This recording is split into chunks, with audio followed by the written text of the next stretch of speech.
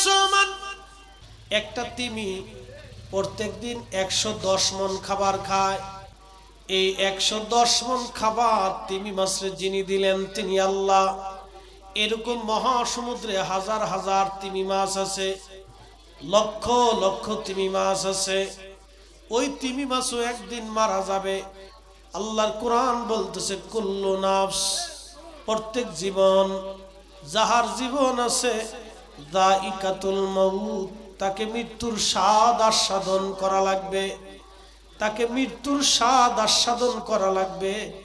কুল্লু নাফসিন যায়িকাতুল মাউত, এমন কোন জীবন নাই যেই জীবনের মরণের স্বাদ আস্বাদন করা না লাগবে। সমস্ত জীবনের মৃত্যুর স্বাদ নিতে হবে, মরণের স্বাদ নেওয়া লাগবে।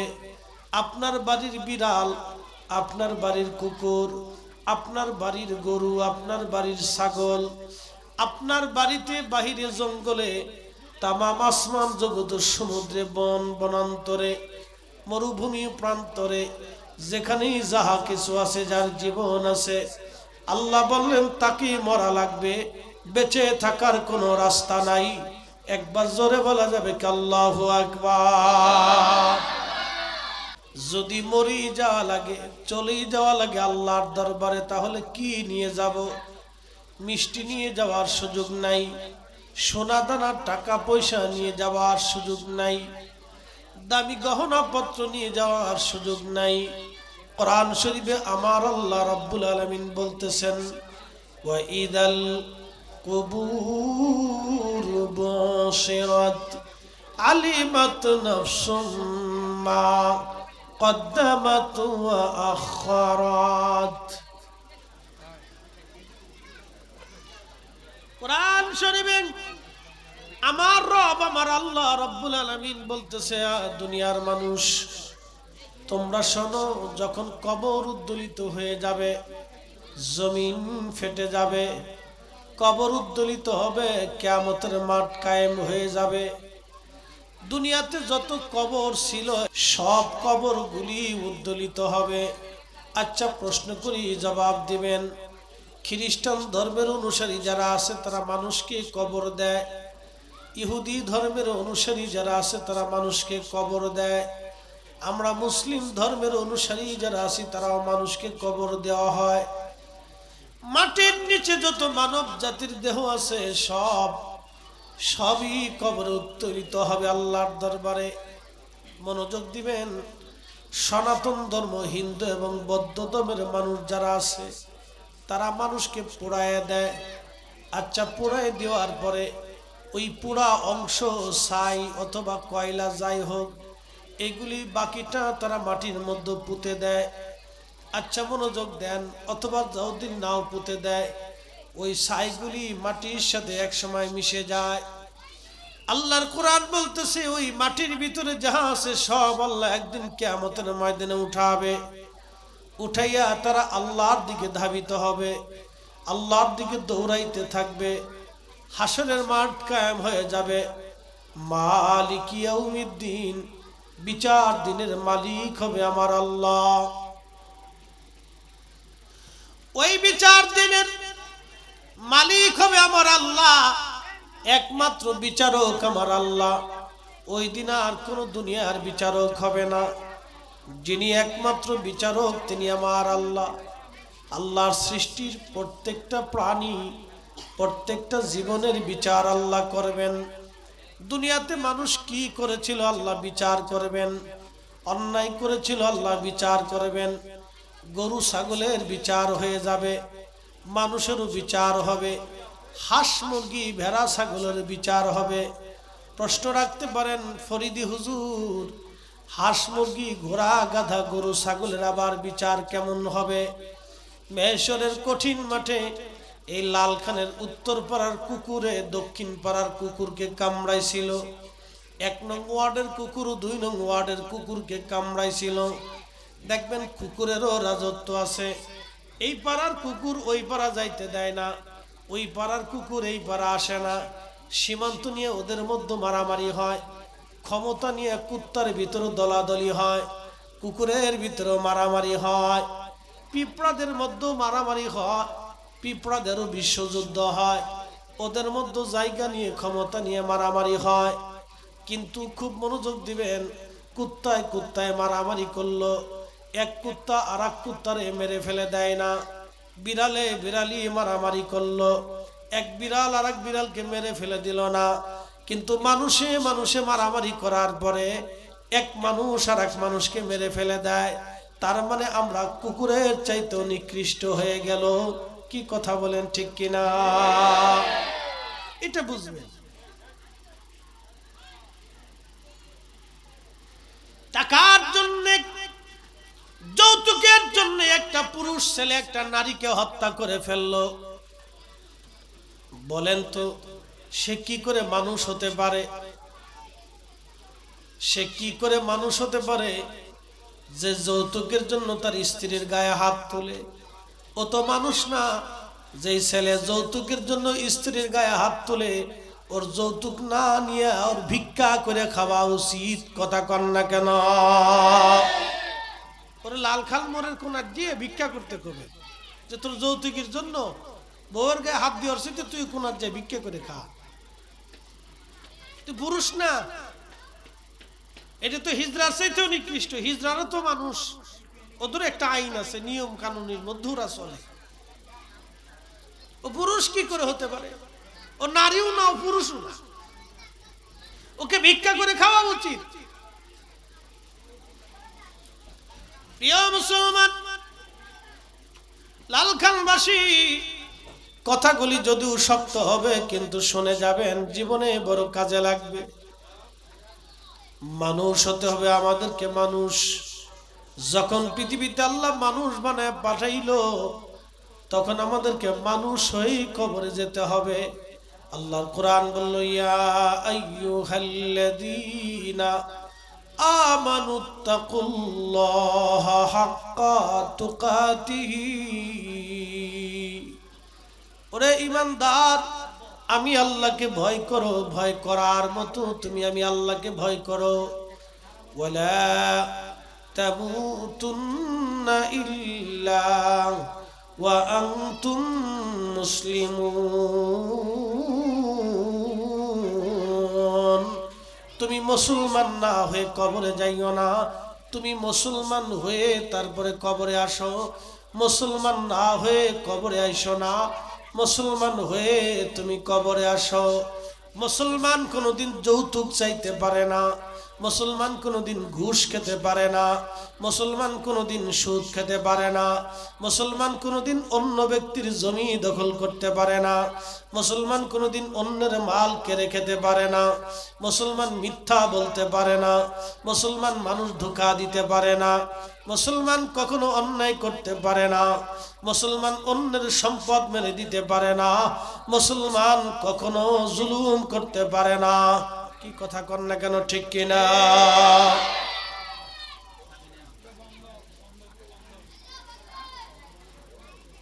আমার দিকে তাকাবেন, খুব মনোযোগের সাথে কথা শুনবেন। জীবনের জন্য কথাগুলি শোনা প্রয়োজন। আমরা কেন মুসলমান হয়েছি? মুসলমান কাকে বলে? কেমন মুসলিম হওয়া আমাদের দরকার? কোন কাতারে গেলে আমরা মুসলিম হব? অ্যাটেনশন। আজকের মিলাদুন নবীর মাহফিল, এই রবিউল আউয়াল মাসে আমার নবী দুনিয়ার ভিতরে এসেছিলেন। পৃথিবী ছিল তখন অন্ধকারাচ্ছন্ন। যদি কোনোদিন মক্কাতে যান, হেরেম শরীফে যাবেন। হারাম শরীফ তার মানে কাবা শরীফকে হারাম বলা হয়। হারাম বুঝছেন নি? এই হারামে এইখানে সব অপকর্ম করা নিষেধ। আপনি একটা পিঁপড়াও মারতে পারবেন না, একটা মাছিও আপনি মারতে পারবেন না, একটা মশাও আপনি হারামের ভিতরে মারতে পারবেন না। খুব মনোযোগ দিয়ে কথা শুনবেন। গাছ কাটতে পারবেন না, পশু হত্যা করতে পারবেন না, কাউকে গালি দিতে পারবেন না, ধমক দিতে পারবেন না, কারো গায়ে থাপ্পড় মারতে পারবেন না। এটার নাম হারাম। হারাম হারাম নিষিদ্ধ। হারাম শরীফে একসঙ্গে হাজার হাজার লাখে লাখে মুসলমান তাওয়াফ করে। ওখানে নারীরাও থাকে, আফ্রিকান নারী থাকে, ইউরোপিয়ান নারী থাকে, আমেরিকান নারী থাকে, চাইনিজ নারী থাকে, ভারতীয় উপমহাদেশের নারী থাকে, পাকিস্তানি থাকে, উজবেকিস্তানি থাকে, রুশিয়ানরা থাকে, জাপানিজ থাকে, কোরিয়ান নারী, বাংলাদেশ থেকে শুরু করে সারা পৃথিবীর সব দেশের কম বেশি নারী পুরুষ থাকে। কিন্তু একজন পুরুষ একজন নারীর দিকে কুনজরে তাকানো যাবে না, এটার নাম হারাম। যদি তাকান আপনার হজ হবে না, হারামে যাইয়া কোনো কাজ হবে না। চিৎকার মেরে জোরে বলেন আল্লাহু আকবার। এই জন্য কাবা শরীফের নাম কি? হারাম শরীফ। কাবাও হারাম, মদিনাও হারাম।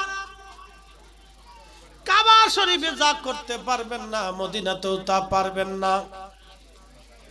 কাবা শরীফে যা পারবেন না, মদিনাতেও আপনি তা পারবেন না। খুব মনোযোগ দিয়ে কথাগুলি শুনবেন। এটার নাম হলো হারাম। মুসলমান কি করতে পারবে, কি করতে পারবে না?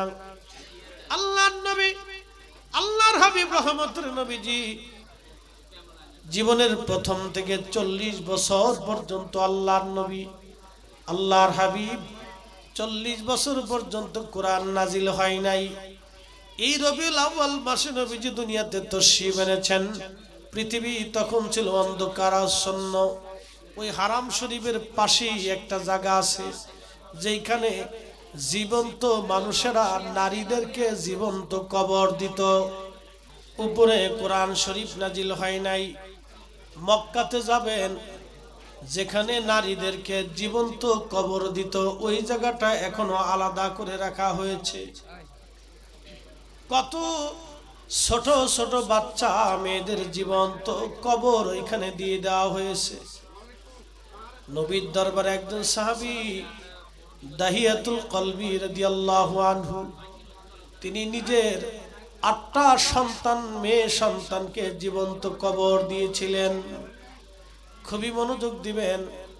রসুলের দরবারে সাহাবী বসে বসে কান্না করতেছে। আল্লাহর নবী বললেন, কি জন্য তুমি কান্না করো? বলে, হুজুর, আমি আমার কন্যা সন্তানকে জীবন্ত কবর দিয়েছি। ইয়া রাসূলুল্লাহি, এত বড় অপরাধ কি আল্লাহ আমারে মাফ করবেনি? আল্লাহর নবী বললেন, সাহাবী, কেমনে তুমি সন্তান কুরবানি জীবন্ত কবর দিয়েছ? কি হয়েছে? হারাম শরীফের পাশে ওই জায়গাটা যেখানে আল্লাহর নবীজি ওই জমানায় মানুষেরা জীবন্ত মেয়েদেরকে কবর দিত, জীবন্ত কবর দিত, মেরে কবর দিত না, জীবন্ত। সাহাবী বলতেছে, হুজুর, আল্লাহ কি আমার জীবনের গুনাহ মাফ করবেনি? আল্লাহর নবী বললেন, সাহাবী, কি অপরাধ করছো বলো? বলে, হুজুর, আমার একটা সন্তান, আমার স্ত্রী গর্ভবতী হয়েছে। স্ত্রীকে বললাম, আমি তো ব্যবসার জন্য দূরে চলে যাচ্ছি, যদি মেয়ে সন্তান জন্ম হয় জীবন্ত কবর দিয়ে দিও, আর যদি পুত্র সন্তান হয় তাহলে তাকে বাঁচায় রাখবে। আমি এসে দেখব, যদি মেয়ে হয় তাহলে মেরে ফেলবে, আর যদি ছেলে হয় তাহলে তাকে বাঁচায় রাখবে। একটু চিন্তা করেন তো, পৃথিবী কত বড় অন্ধকারাচ্ছন্ন ছিল। সেই সময় নারীদেরকে মানুষ জীবন্ত কবরে গথিত করে রাখত। পৃথিবী কত অন্ধকারে নিমজ্জিত ছিল। সাহাবী বললেন, আরেকটু বাড়াইতে। সাহাবী বলতেছে, আমি ব্যবসার জন্য চলে গেলাম, আমার স্ত্রী সন্তান প্রসব করলো, সন্তান হলো, বহুদিন পরে ব্যবসা করে বাড়ি ফিরলাম, এসে দেখি ঘরের মধ্যে ফুটফুটে সুন্দর মায়াবী চেহারার একটা কন্যা সন্তান। স্ত্রীকে বললাম, বিবিরে, এই সন্তান আমার? বলে, হা স্বামী, এই সন্তানটাই আপনার মেয়ে সন্তান হয়েছে। স্ত্রীকে বললাম, কেন তুমি তারে মেরে ফেলে দাও নাই? মহিলা বলতেছে, স্বামী রে, আমি তো মা, কি করে সন্তান আমি মেরে ফেলতে পারি? পৃথিবীর কোন মা সন্তানকে হত্যা করতে পারে না। মা তো মাই, মা তো মাই। যদি আপনি দেখেন ডিসকভারি চ্যানেল, আপনি মাঝে মধ্যে দেখবেন, বলে হুজুর টেলিভিশন দেখার জন্য কি উৎসাহিত করেন? না, আমি টেলিভিশন দেখার জন্য উৎসাহিত করি না। এই চ্যানেলটার ভিতরে মাঝে মধ্যে জীব জানোয়ার দেখায়, আল্লাহর সৃষ্টি তারা দেখায়। এখান থেকে অনেক কিছুই শিখার আমাদের আছে। মাঝে মধ্যে দেখবেন মহিষের পালেরে হরিণ দাবর, মহিষের পালেরে বাঘে দাবর দিল, সমস্ত মহিষ চলে গেল বাঘের দাবরে, কিন্তু মা মহিষটা, ছোট্ট মহিষটাকে রেখে, বাচ্চা রেখে মা পালায় যেতে পারে নাই। ও বারবার ফিরে আসে বাচ্চাকে বাঁচানোর জন্য। শেষ পর্যন্ত সে বাঘের সাথে, সিংহের সাথে মারামারি করে নিজের সন্তানকে বাঁচায় রাখার জন্য। সবাই তার জীবন নিয়ে পালিয়ে চলে গেল, কিন্তু মা সন্তানের মায়ায় জীবন নিয়ে পালিয়ে না গিয়ে সন্তানের পাশে দাঁড়ায় মা লড়াই করতে লাগলো। লড়াই করতে করতে একসময় ক্লান্ত হয়ে গেল, নিজের জীবনও গেল, সন্তানের জীবন গেল। তারপরও মা সন্তান রেখে পালাই যায় নাই। আর আমাদের দেশের ছেলেরা বড় হয়ে যাওয়ার পরে, বিয়ে শাদী হয়ে যাওয়ার পরে বাবা মার আর খবর নিতে চায় না। এমন সন্তান পালার চাইতে কুত্তা পালা অনেক ভালো। আপনাকে বুঝে যেতে হবে, এটার নাম কৃতজ্ঞতা। আল্লাহ বলেন আনিশ করলি, এ বান্দা তুমি আমার শুকরিয়া করো। বলি বলি দায়িক, তোমার বাবা মার কৃতজ্ঞ হবে। আমি আল্লাহর প্রতি তুমি কৃতজ্ঞ তো হবেই, আমি আল্লাহর পরেই তুমি যার প্রতি কৃতজ্ঞ হবে, বলি বলি দায়িক, সে তোমার পিতামাতা, তোমার বাবা মার প্রতি তুমি কৃতজ্ঞ হবে। আমি আল্লাহর পরেই তুমি তোমার বাবা মার প্রতি কৃতজ্ঞ হবে। লালখানবাসী খুবই মনোযোগের সাথে শুনবেন, মাইকের আওয়াজ বহু দূরে যায়। এটা কংক্রিটের জঙ্গল, ইট পাথরের জঙ্গল, এটা গাছপালার জঙ্গল না। চট্টগ্রাম শহর, ঢাকা শহর, রাজশাহী শহর, প্রত্যেকটা বিভাগীয় শহর আপনি যদি দেখেন, এটা কংক্রিটের জঙ্গল। এখানে কোনো গাছপালার জঙ্গল নাই, শুধু ইট পাথরের জঙ্গল। এই ইট পাথরের জঙ্গলের মধ্যে বাস করে বহু মানুষ অমানুষ হয়ে গেছে। কি কথা কন না কেন, ঠিক কিনা? বহু মানুষ অমানুষ হয়ে গেছে। পাথরের ঘরে থাকতে থাকতে তাদের মনগুলিও পাথরের মতো শক্ত হয়ে গেছে।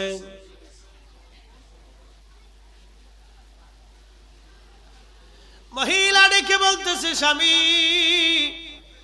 আমি তো মা, মা হয়ে সন্তানকে আমি মারতে পারি নাই। এতটুকুন একটা বাচ্চা, ওর তো কোনো অপরাধ নাই। ওরে আমি জন্ম দিয়েছি, পেটের মধ্যে আমি ধারণ করেছি, কষ্টের পর কষ্ট সহ্য করে তাকে প্রসব করেছি। আমি মা, তারে কি করে মারি বলো? গভীর মনোযোগ দিবেন। কিন্তু বড় আফসোস, সমাজ এত নিকৃষ্ট হয়ে যাচ্ছে। আমাকে এক অ্যাডভোকেট একদিন বলল, হুজুর কি বলবো, আমি মহিলা বিষয়ক অ্যাডভোকেট, নারী সংক্রান্ত বিষয় নিয়ে আমি মামলা, এইগুলি মামলা আমি দেখভাল করি।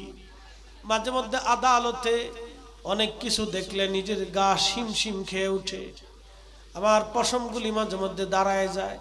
আমি বললাম, কি দয়া করে বলবেননি? বলতেছে, হুজুর সন্তান, স্বামী আর স্ত্রীর ডিভোর্স হয়, স্বামী স্ত্রী সারাসারি হয়, কিন্তু মাঝখানে সন্তান, এমনও পরিবার আছে মাও বাচ্চা নিতে চায় না, বাবাও বাচ্চা নিতে চায় না, সন্তান মাঝখানে দাঁড়ানো, মাও বাচ্চা নিতে চায় না, বাবাও বাচ্চা নিতে চায় না। বাবা বলে আমি সন্তানের দায়িত্ব নিব না, মহিলাও বলে আমি সন্তানের দায়িত্ব নেব না। আমার দিকে তাকান, কি বুঝলেন আপনি? আপনাকে বুঝাইতেছি, ইউনিভার্সিটিতে পড়েন, অনেক বড় ইউনিভার্সিটি, চট্টগ্রাম ইউনিভার্সিটি পড়ছেন, তাতে কি হয়েছে? আপনি ইউনিভার্সিটি থেকে বিরাট বড় মাস্টার্স কমপ্লিট করলেন, তাতে কি হয়েছে? এরপরে আপনি একটা এমফিল করলেন, ডক্টরেট ডিগ্রি নিলেন, তাতে কি হয়েছে? আপনি এরপরে বিসিএস কমপ্লিট করলেন, একটা বড় অফিসার হয়েছেন, তাতে কি হয়েছে? যদি শিক্ষা আপনাকে মানুষ না বানাইতে পারে, তাহলে ওই শিক্ষার 4 পয়সাও দাম নাই। কথা বুঝেন নাই মনে হয়? আপনি অনেক শিখেছেন, বহু কিছু জানেন, কিন্তু মানুষ হন নাই, এই শিক্ষার 4 পয়সা মূল্য না।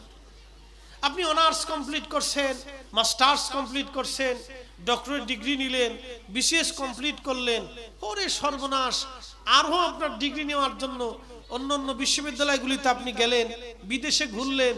আরে আপনি অনেক শিক্ষা নিলেন, অনেক কিছু জানলেন, কিন্তু মানুষই হতে পারেন নাই, এখনো ঘুষই খান। আপনি এখনো ঘুষ খান, চাকরিতে ঘুষ খান, অফিসে ঘুষ খান, বেতন 50,000, চট্টগ্রামে 4টে বাড়ির মালিক, বেতন আপনার 50,000, ঢাকা শহরে 10টা বাড়ির মালিক। টাকা কি জিব্রাইলে দিয়ে যায়? আমরা বুঝি না?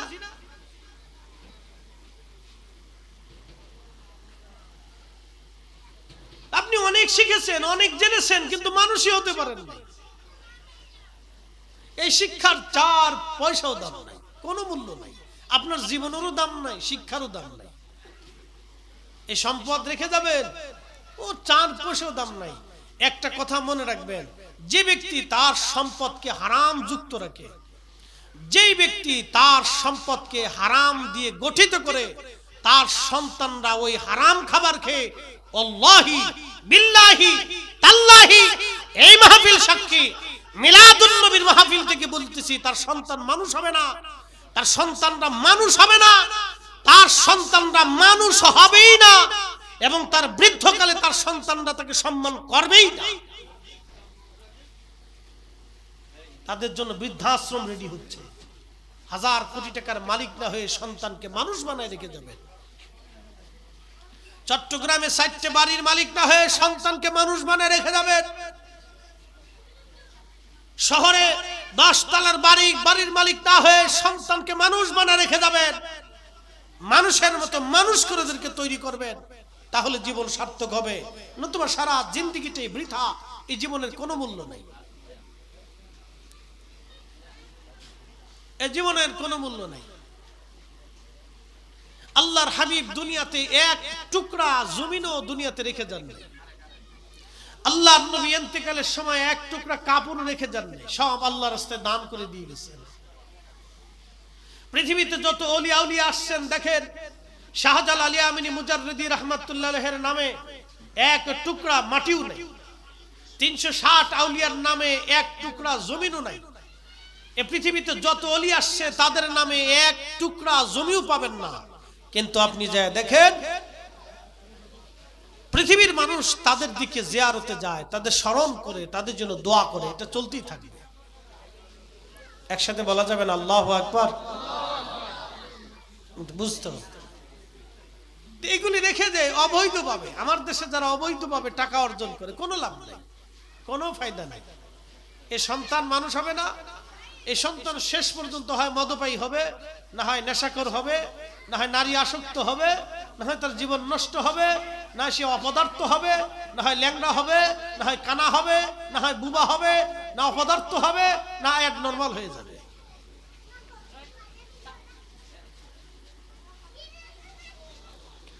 প্রিয় উপস্থিতি, বাস্তবতা থেকে বলতেছি, লালখানের মুসলমান ভালো করে বুঝে যাবেন।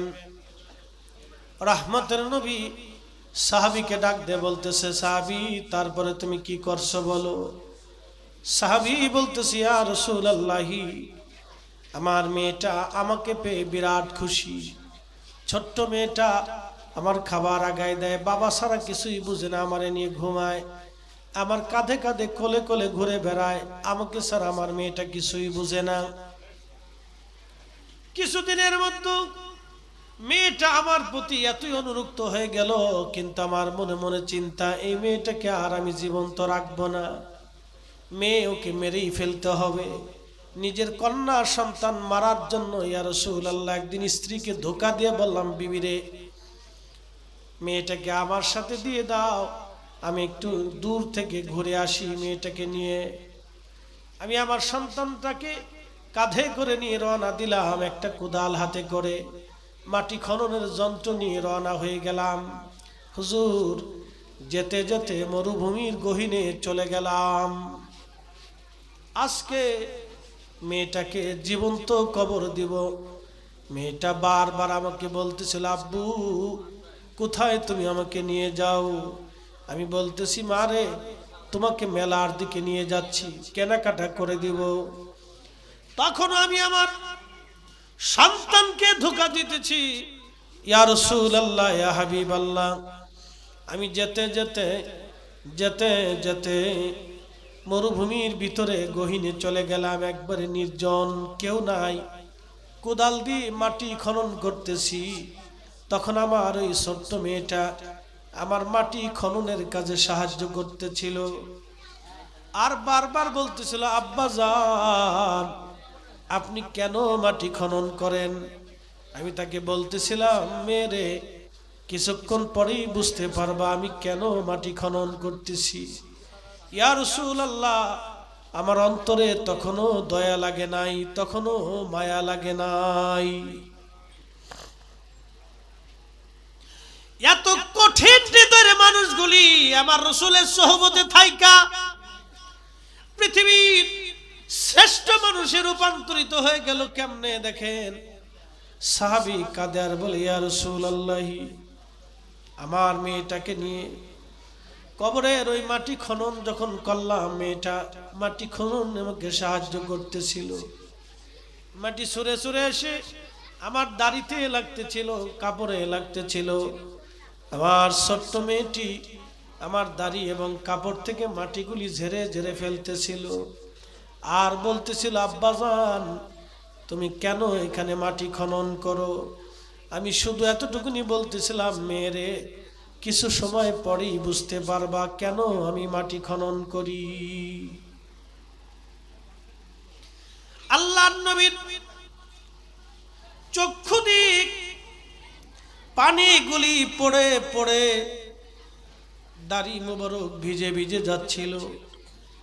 সাহাবীরাও কান্না শুরু করে দিল।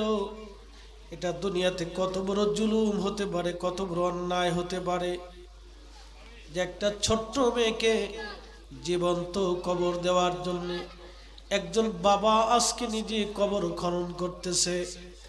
সাহাবী বলল, ইয়া রাসূলুল্লাহ, আমি মেয়েটাকে ধাক্কা দিয়ে ওই গহীন কবরের মধ্যে, আমি গর্তের মধ্যে ফেলে দিলাম। ফেলে দিয়ে আমি কোদাল দিয়ে তার শরীরের উপর মাটিগুলি ফেলতে লাগলাম। মেয়েটা বারবার বলতেছিল, আব্বাজান আমাকে জানে মেরে ফেলে দিবেন না, আমাকে মেরে ফেলে দিয়েন না, আমাকে বাঁচায় রাখেন। যদি আমাকে পছন্দ না হয় আমাকে পৃথিবীর অন্য কোথাও আমাকে পাঠিয়ে দেন, তারপরেও আপনি আমাকে জানে মেরে ফেলবেন না। নবীজি মাটিগুলি নিয়ে তার কবরের উপরে গর্তের মধ্যে আমি ভরতে লাগলাম। মেয়েটা বার কাকুতি মিনতি করে কান্না করতেছিল। ইয়া রাসূলুল্লাহ, তখনও আমার মায়া লাগে নাই, তখনও আমার অন্তরে মায়া হয় নাই, তখনও আমার অন্তরে দয়া লাগে নাই।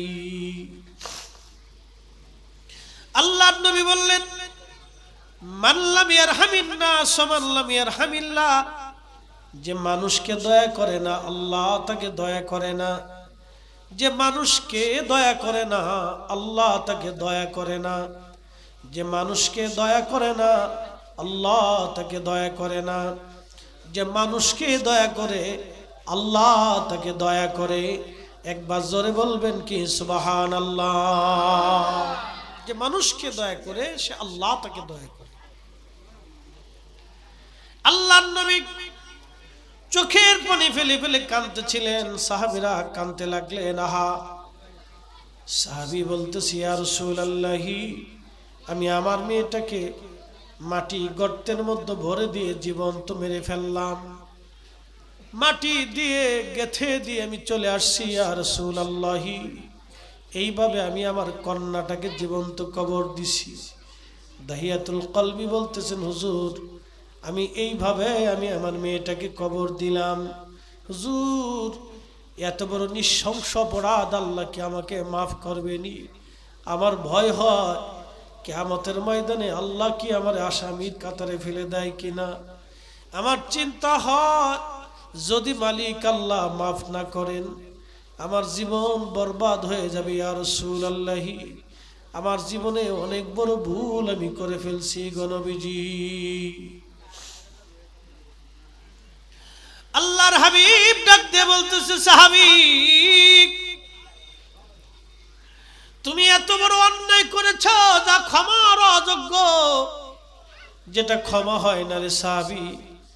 কিন্তু যখন তুমি কালেমা পড়ে দ্বীন কবুল করছো, যখন তুমি তওবা করে আল্লাহর দিকে ফিরে আসছো, সঙ্গে সঙ্গে আল্লাহ তোমার জীবনের সব গুনাহগুলি আল্লাহ মাফ করে দিয়েছে। চিৎকার মেরে জোরে বলেন সুবহানাল্লাহ।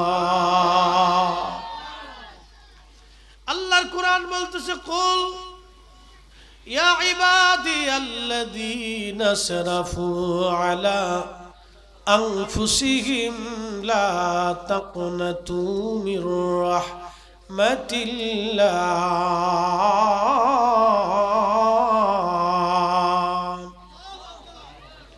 হে আমার বান্দা, তুমি তোমার নফসের সাথে যত বড়ই গুনাহ করো, যত অপরাধ তুমি করো না কেন বান্দারে, ভয়ের কোনো কারণ নাই। লা তাকনাতু মির রাহমাতিল্লাহ, আমার রহমত থেকে তোমরা নিরাশ হইও না। জোরে বলা যাবে কি আল্লাহু আকবার। জিন্দেগি তোর যাইরে ফাঁকি দিয়া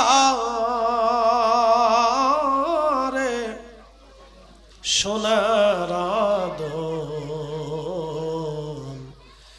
জিন্দেগি তোর যায় ফাঁকি দিয়া।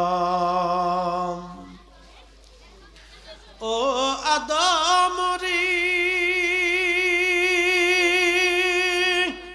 কামিনী রই কোলেতে, কাল ঘুমেতে রইলি তুই, সারা নিশি কাটাইলি তুই ঘুমাইয়া ঘুমাইয়া রে সোনার আদর,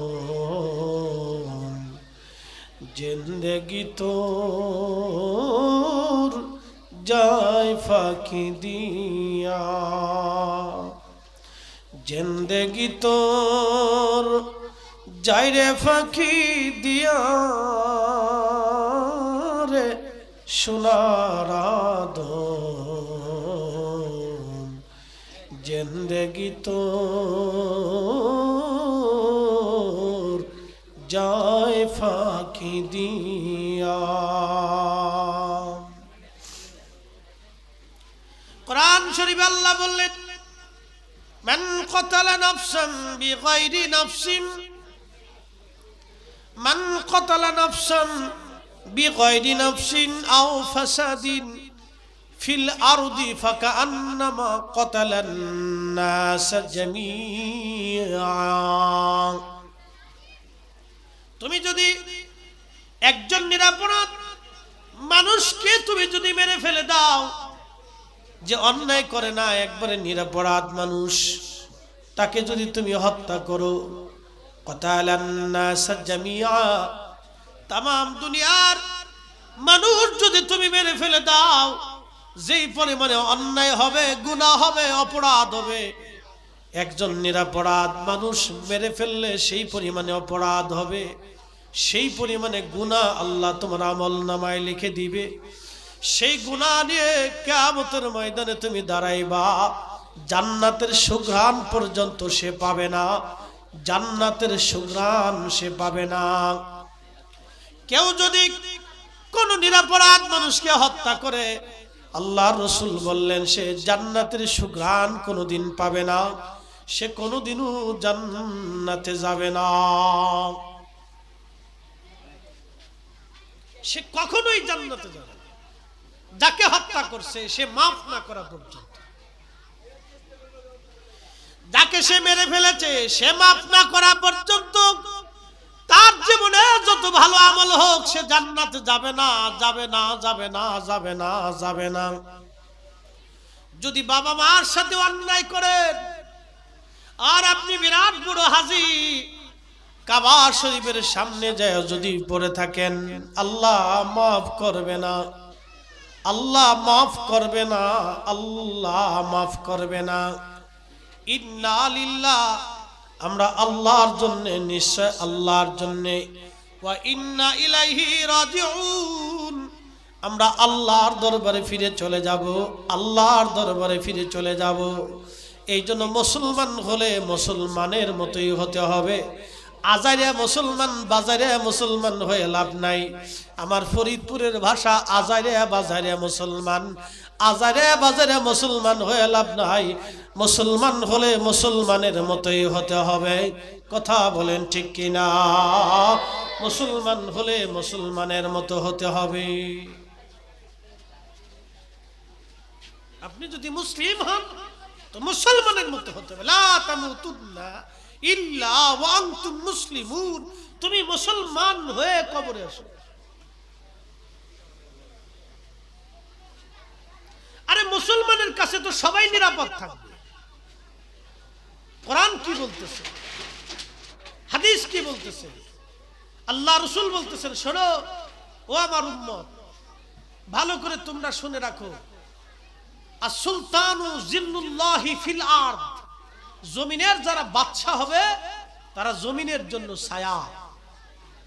এই হাদিসের ব্যাখ্যা শুনে যান। আজকে আমাদের রাজা, প্রশাসক, আমাদের গভর্নর, আমাদের ডিসিএসপি, আমাদের প্রশাসক, তাদের এই হাদিস শোনার দরকার।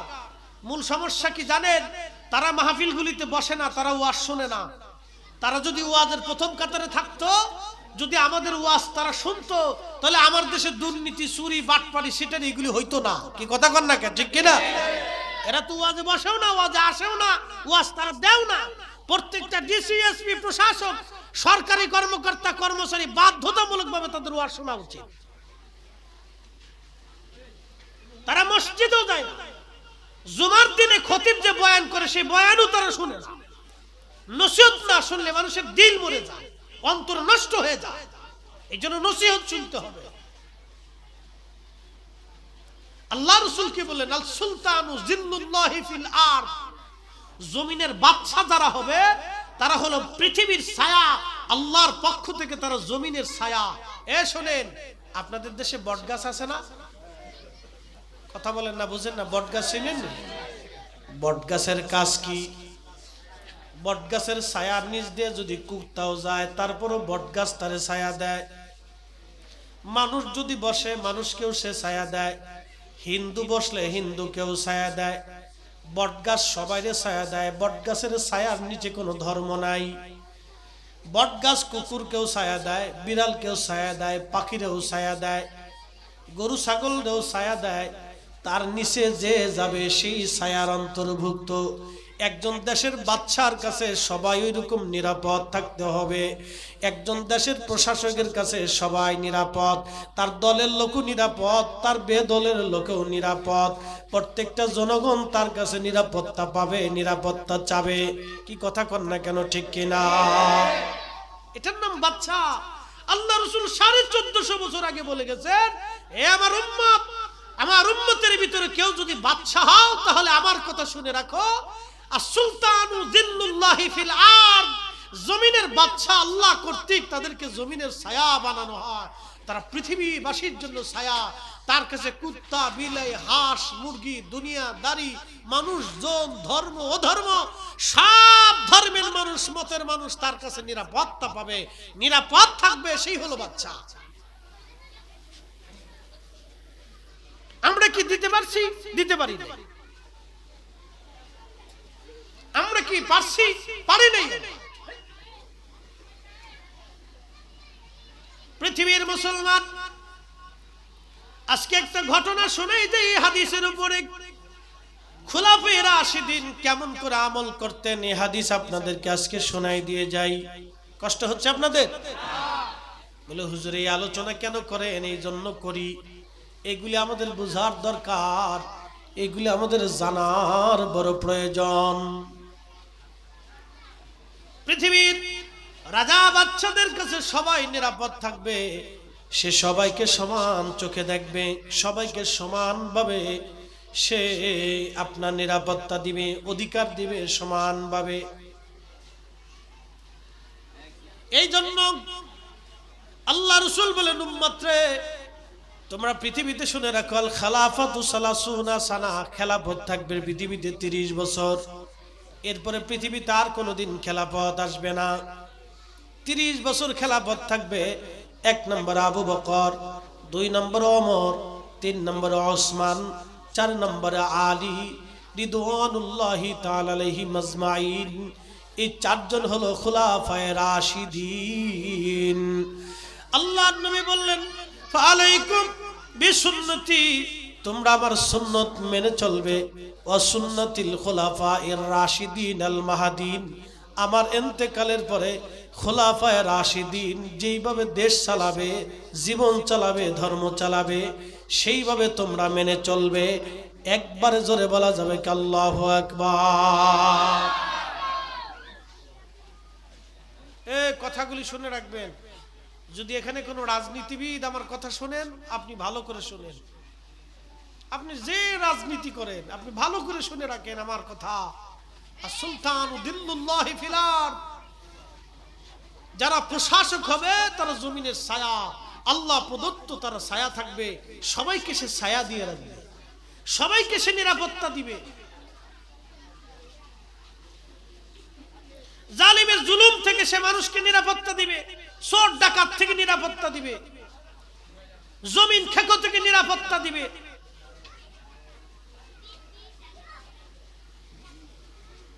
প্রিয় মুসলমান, খুব ভালো করে শুনেন। হযরত আলী রাদিয়াল্লাহু আনহু ইন্তেকাল করবেন, তিনি ইন্তেকাল হয়ে গেলেন। ফজরের নামাজের পরে ওনার জানাজা হলো। জানাজা নিয়ে কবরস্থের কবরের দিকে যাওয়া হচ্ছে, ওনাকে সমাহিত করা হবে। হযরত আলী রাদিয়াল্লাহু আনহুকে নিয়ে যাওয়া হচ্ছে কবরের দিকে। এমন সময় একটা খ্রিস্টান মেয়ে, অন্ধ ছিল, মেয়েটা চোখে দেখতো না, জন্মগত অন্ধ। এই মেয়েটা মসজিদে কুফার পাশে দাঁড়ায় দাঁড়ায় কান্না করে। ওই কুফার মসজিদের পাশে ওই এলাকায় একটা খ্রিস্টান পরিবার ছিল, আর মেয়েটা অন্ধ ছিল, তারা খুব দরিদ্র। মেয়েটা দাঁড়ায় দাঁড়ায় কান্না করতেছে। এমন সময় লোকেরা বলল, ও খ্রিস্টান মেয়ে, তুমি কি জন্য কান্না করো বলো। মেয়েটা বল, নামাজ শেষ করে রাতে এশার নামাজের পরে আমার ঘরে ঢুকতেন, আমার প্রয়োজন মিটাইয়া, আমি অন্ধ গরিব একজন খ্রিস্টান, অন্য ধর্মের হলেও আমার খলিফা প্রত্যেক রাত্রে আমার বাড়ি খোঁজ নিয়া, আমার ঘরে খাবার পৌঁছাইয়া, আমার প্রয়োজনাদি মিটাইয়া, আমার সাথে কথা বলে তারপরে রাত্রিবেলা বাড়ি ফিরতেন। আজকে 3 দিন হলো আমার খলিফা আমার ঘরে যায় না, আমার খোঁজ খবর নেয় না। খলিফা অন্য কোথাও গেলে তিনি আমার জন্য খোঁজ খবর নেওয়ার জন্য আমার চাল ডাল খাবার দাবার সব কিছুই প্রয়োজন মিটিয়ে খলিফা চলে যাইতেন। আবার ফিরে আসলে আমার খোঁজ খবর নিতেন আমি ভালো আছি কিনা। আজকে 3 দিন আমার খলিফা আমার খোঁজ নেন নাই। তখনই বুঝেছি খলিফা দুনিয়াতে নাই, খলিফা মারা গেছেন। আমি তখনই বুঝছি খলিফা থাকলে আমার খোঁজ নিতেন। আমার খলিফা আজকে নাই, খলিফা কবরে চলে গেছে। আহা, আজকের পর থেকে আমি অন্ধ খ্রিস্টান মেয়ের কে খোঁজ বার্তা নিবে। এরা মুসলিম মিল্লাতের খলিফা ছিল, সমস্ত ধর্মের মানুষ তাদের কাছে নিরাপদ ছিল। আল্লাহু আকবার। তারা ছিল মানুষ, তারা পৃথিবীর ছায়া ছিল মানুষের জন্য। সব মানুষের নিরাপত্তা, খাবারের ব্যবস্থা তাদের কাছে একবারে সমান ছিল। একবার জোরে বলা যাবে কি আল্লাহু আকবার।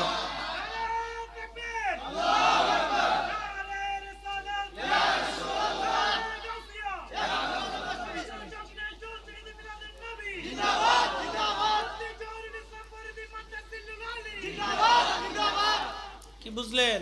এরা মুসলমান ছিল, এটাই অরিজিনাল মুসলিম, এটাকে দ্বীন বলে, এটাই খেলাফত, এটাই ইসলাম, এটাই শাসক। যদি কোন শাসক তার কাছে সবাইকে সমান থাকতে হবে। সব মতের মানুষকে সে সমান ভাবে দেখবে। সে জমিনের ছায়া, সবাইকে সে ছায়া দিয়ে রাখবে। ইসলামে কোন উগ্রতার স্থান নাই। আপনি ধর্মের অপব্যাখ্যা দিয়ে নিজের প্রাধান্য মতকে অন্যের ঘাড়ের উপরে চাপিয়ে দেওয়ার সিস্টেম ইসলামে নাই। এই উপমহাদেশে 800 বছর ধরে মুসলমান শাসন করেছে। 800 বছর। উসমানী সাম্রাজ্য ছিল ইউরোপ আমেরিকার বৃহৎ অংশ, তারা শাসন করেছে 600 বছর। আব্বাসীয় উমাইয়া পৃথিবী শাসন করেছে আরব বিশ্ব বছরের পর বছর। তাদের ইতিহাস, বড় বড় সাম্রাজ্য বছরের পর বছর শাসন করেছে। তাদের সাম্রাজ্যের ভিতরে সবাই নিরাপদ ছিল, সব ধর্মের মানুষকে নিরাপত্তা দিত তারা। প্রিয় উপস্থিতি, এই জন্য যে বাদশা নিরাপত্তা দিতে পারবে আল্লাহ তাকে স্থায়ী করে দেন। যে মানুষের নিরাপত্তা দেয় না আল্লাহ তারে সরাইয়া দেন। একসাথে বলবেন আল্লাহু আকবার। হ্যাঁ, এটা মনে রাখবেন। যে বাদশা মানুষকে ছায়া দিবে, সবাইকে সমানভাবে ছায়া দিবে, আল্লাহ তাকে স্থায়ী বানান। আর যে সমানভাবে ছায়া দিবে না আল্লাহ তারে ধ্বংস করে দেন। চেঙ্গিস খান সাম্রাজ্য বাঁচানোর জন্য, নিজের সাম্রাজ্যের জন্য পৃথিবীতে 2 কোটি মানুষ হত্যা করেছিল। সেই জমানায় 2 কোটি মানুষের জীবন কেড়ে নিয়েছিল। আজকে দেখেন চেঙ্গিস খানের কোনো সাম্রাজ্য নাই, তার নাম গন্ধ নাই, তার কবরের চিহ্ন পর্যন্ত পৃথিবীতে নাই।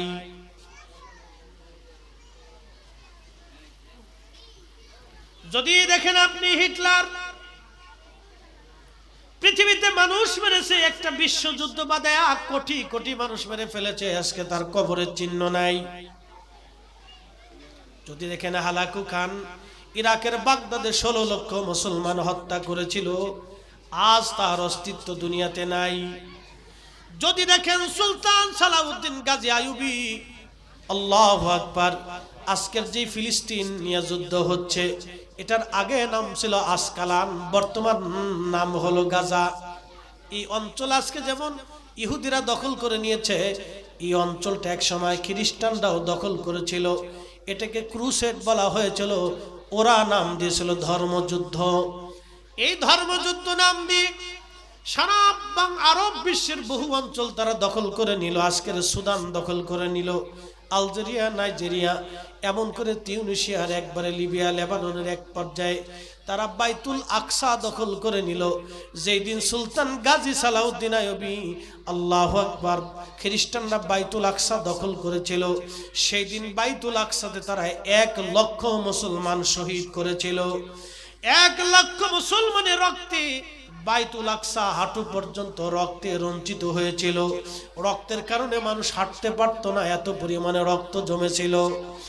যেই দিন তার 200 বছর পরে বাইতুল আকসা দখল করলেন সুলতান গাজী সালাউদ্দিন আইয়ুবী, আল্লাহু আকবার, এই বীরযোদ্ধা যখন বাইতুল আকসা দখল করলেন, তখন সমস্ত খ্রিস্টানদেরকে মাফ করে দিয়ে তিনি নিরাপদে খ্রিস্টানদেরকে তার দেশে পাঠাই দিলেন।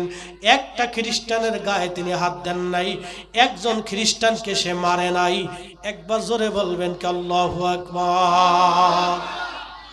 আজকে দেখেন সুলতান সালাউদ্দিন আইয়ুবীর মাজারের পাশে মুসলমান জিয়ারতে যায়,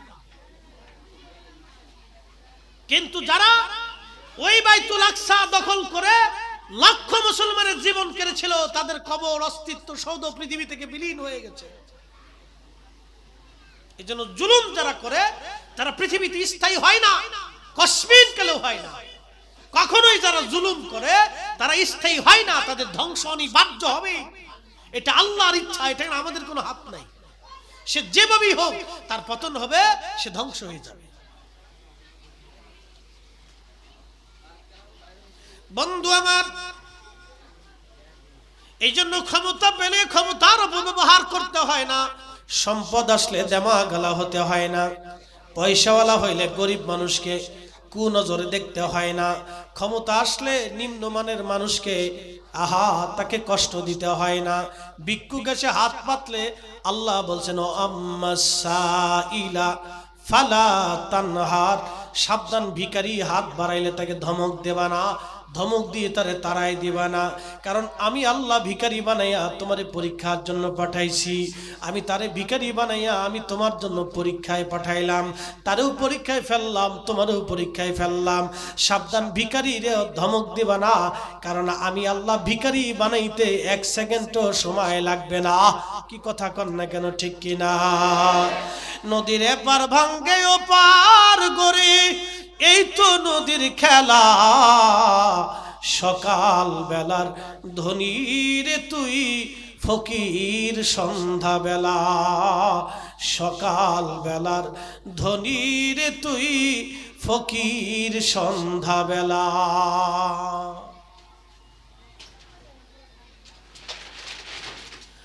লালখানবাসী মনোযোগ দিয়ে শুনবেন। বলছিলাম আপনি এই যে যদি আপনি দেখেন আল্লাহ রসুল ভেজাল মীমাংসা করার জন্য তখনও কোরআন নাজিল হন নাই। মক্কাতে মারামারি হতো, এই গোত্রের সাথে ওই গোত্র, ওই এলাকার সাথে ওই এলাকা। শুধু মারামারি একদিন আর 2 দিন না, বছরের পর বছর চলতে থাকতো মারামারি। এই যুদ্ধ বিগ্রহ, মানুষ মরত, মানুষ হত্যা হতো, বাড়িঘর দখল হয়ে যাইত। এই দল জিতলে ওই দলে নিত, ওই দল ঠকলে সেই দলে নিত। এই বিরাট বড় সারা মক্কার অঞ্চল অশান্তিতে ভরে গেল। আল্লাহর নবী তখনও কোরআন শরীফ নাজিল হন নাই। রহমতের নবী রাহমাতুল লিল আলামিন মক্কায় শান্তি ফেরানোর জন্য হিলফুল ফুজুল নামক একটা সংগঠন করে রহমতের নবী সবাই এক জায়গা বসাইয়া এই ভেজালগুলি মীমাংসা করে দিয়া সবাইরে একসাথে বসবাস করার সিস্টেম শিখাই দিল। একবার জোরে বলবেন আল্লাহু আকবার। না না হয় না, আরো জোরে বলেন।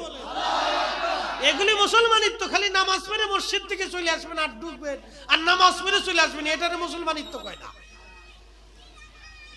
খালি জুব্বার পাগড়ি পরে ফরিদি সাহেবের মতো রাস্তাতে হাইটে বেড়াবেন, এটারে মুসলমানিত্ব কয় না। মুসলমানিত্ব হলো সমাজে অশান্তি বিশৃঙ্খলা দূর করতে হবে, রাষ্ট্রীয় বিশৃঙ্খলা দূর করতে হবে। আমাদের আলেমদের কাজ কি? রাষ্ট্রীয় অশান্তি বিশৃঙ্খলা দূর করা। আমাদের আলেমদের কাজ ভেজাল সৃষ্টি করা না। কিন্তু দুর্ভাগ্য আমাদের, আমরা কেউ উগ্রপন্থী বক্তা, কেউ নিম্নপন্থী বক্তা, যে যেমনি পারতেছি সে সেই শেষভাবে ধর্মের ব্যাখ্যা দিয়ে বিশৃঙ্খলা তৈরি করার চেষ্টা করতেছি। আমাদের কাজ হচ্ছে সমাজকে সুন্দর রাখা, মানুষকে দাইয়ান ইলাল্লাহ, আল্লাহর দিকে মানুষকে ডেকে নিয়ে আসা, আল্লাহ রাসূলের দিকে মানুষকে ডেকে নিয়ে আসা। আপনি একটু চিন্তা করেন, তখন কোরআন নাজিল হয় নাই। রহমতের নবী তখন হিলফুল ফুজুল করে কি করলেন? সমাজে শান্তি ফেরানোর জন্য যুদ্ধ বিগ্রহ মারামারি কাটাকাটি এগুলি করার জন্য আল্লাহর নবী সবাই নিয়ে বসে গেলেন, মিটিং করলেন, হিলফুল ফুজুল সংগঠন তৈরি করে আল্লাহর নবী শান্তির বাণী তখনই দিয়ে দিলেন। নবীর নাম হলো আল আমিন। নবী যা বলতেন মক্কার মানুষ তাই মেনে নিত। একসাথে বলা যাবে না আল্লাহু আকবার। তিনি শান্তি ফিরিয়ে আনলেন। আরে রহমতের নবী যদি শান্তি ফেরানোর জন্য অন্য ধর্মের বিধর্মী, অন্য মতের, ভিন্ন মতের, ভিন্ন বংশের এক এক এলাকার মানুষকে এক এক জায়গায় বসে যদি শান্তি ফিরাইতে পারে, তাহলে আমরা কেন উলামা ইকরাম এক টেবিলে বসতে পারি না? কি কথা কন না কেন? আমরা কেন আলেম ওলামা এক টেবিলে বসতে পারতেছি না? কারণটা কি? সবচেয়ে বড় দুঃখ আমাদের এখানে। আমরা কেন ওলামা ইকরাম এক জায়গায় বসতে পারি না? আমরা কেন সব পীর মাসিক এক জায়গায় বসতে পারি না? আমরা কেন সব রাজনৈতিক দল এক জায়গায় বসতে পারি না?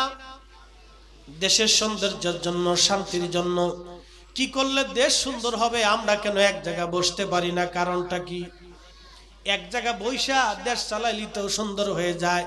এক নেত্রী আর এক নেত্রীর সাথে দেখা নাই, এক নেতার সাথে আর এক নেতার দেখা নাই, এক জায়গায় বসা নাই, খাওয়া নাই, চলা নাই, ফেরা নাই, কেউ কারো চেহারা দেখে না, কেউ কারোর সাথে কথাবার্তা বলে না, কেউ কারোর সাথে বসে না। অমুক দল তমুক দল, অমুক দল অমুক হুজুর তমুক হুজুর, অমুক পীর তমুক পীর, কোনো পীরের সাথে কোনো পীরের দেখা সাক্ষাৎ নাই। যার কারণে আমাদের আর শান্তি ঘরে নাই, শুধু অশান্তি আর অশান্তি। কথা কন না কেন? সব যদি এক জায়গা বসতো, সবার ভুল ত্রুটি যদি সবাই নিজের মীমাংসা করার চেষ্টা করত, আমাদের দেশ অটোমেটিক সুন্দর হয়ে যেত।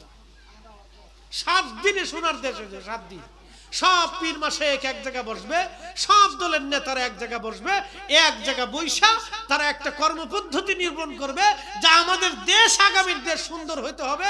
কেমনে করা যায় করো। হিন্দুরা বসবে, মুসলমানরা বসবে, বৌদ্ধরা বসবে, খ্রিস্টানরা বসবে, সব এক জায়গায় বসে যাবে। দেশ সুন্দর কিভাবে চালানো যায় বলো?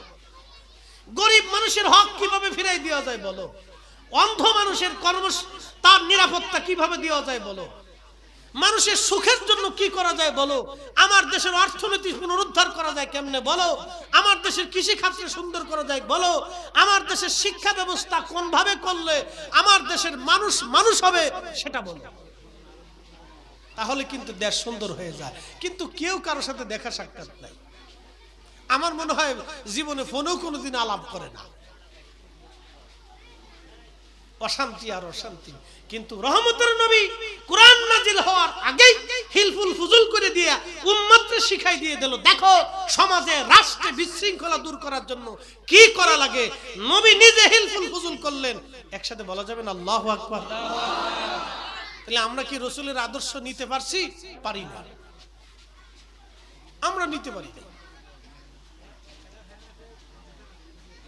সব ঘরানার আলেম যারা আছে সবাই যদি এক জায়গায় বসে, তাহলে আমাদের ভিতরে আর কোনো মত পার্থক্য থাকে না, দূরত্ব থাকে না, মিশে যায়, মিটে যায়, দূর হয়ে যায়। সব এক জায়গায় বসুক, দেখবেন সব দূর হয়ে গেছে। শুধু বসতে হবে, খাইতে হবে, একজনের বাড়ি আরেকজনের বাড়ি যাইতে হবে, একজনের ঘরে আরেকজনের ঘরে আসতে হবে, একজনের মাদ্রাসা আরেকজনের কাছে যাইতে হবে। এই চলাফেরায় মিলমিশে দেখবেন যে সব ঠিক হয়ে গেছে। এটার নাম হিলফুল ফুজুল। আল্লাহর নবী এটা কইরা সমস্যার সমাধান বাতলাই দিলেন। কষ্ট হচ্ছে আপনাদের? বুঝতে কি কোনো অসুবিধা? আচ্ছা বলেন তো, আপনি অনেক বড় নামাজি কিন্তু ঘুষখোর, নামাজের দাম আছে? একসাথে বলবেন, নামাজের দাম আছে? আপনি অনেক বড় নামাজি, বিরাট বড় দানশীল, বিশিষ্ট দানবীর, বিরাট বীর আপনি, কিন্তু টাকা আপনার 1 টাকাও না, সব জনগণের টাকা চুরি করছেন। ওই টাকা দান করার পরে 1 টাকার সওয়াব হবে? তো লাভ হইল কি? তো লাভ হইল কি? কোন লাভ। আপনি অনেক বড় হাজি, মক্কায় মাঝে মধ্যেই চলে যান, সুযোগ পাইলেই মাঝে মধ্যে চলে যান, সুযোগ পাইলেই মাঝে মধ্যে চলে যান, কিন্তু সুদের কারবারি করিয়া আপনি বিরাট বড় হাজি হয়েছেন, কোন লাভ হবে? তাহলে মক্কায় যে লাভ কি? আপনি অনেক বড় নামাজি, বিরাট বড় নামাজি, তাহাজ্জুদ ছাড়েন না, কিন্তু আপনি এই মানুষকে গালিগালাজ করেন, মানুষের হক নষ্ট করেন, অন্যের জমি মারিয়ে দিয়ে খান, বিচার সালিশে আপনি পক্ষপাতিত্ব করেন, লাভ আছে? তা লাভ হলো কি? তাহলে তাহাজ্জুদ পড়ে হবে কি? আপনি আল্লাহ রাসূলের কোরআন নাজিল হওয়ার আগে 40 বছরের জীবন দেখেন তো, নবীজি মিথ্যা বলছে? এই আমার কথা সাক্ষী দিবেন, আল্লাহ রাসূল জীবন একটা মিথ্যা বলছে? কারো হক মেরে দিছে? নবীজি ছিলেন জীবন্ত ব্যাংক, কোরআন নাজিল হওয়ার আগেও জীবন্ত ব্যাংক। জীবন্ত ব্যাংক বুঝছেন? ব্যাংক টাকা জমা দিছে, যেইভাবে দিছে এইভাবেই পাবে। আল্লাহ রাসূলের কাছে মানুষ আমানত রাখছে, আমানত রাখার পরে যেইভাবে রাখছে ওভাবে আল্লাহ রাসূল ফেরত দিয়ে দিছে। আর আমরা এখন হাওলাত দিলে টাকা উঠাইতে গেলে জুতা শেষ। কি কথা কন না কেন? বিরাট বড় মুসলমান, বিরাট বড় মুসলমান, নামাজও পড়ে,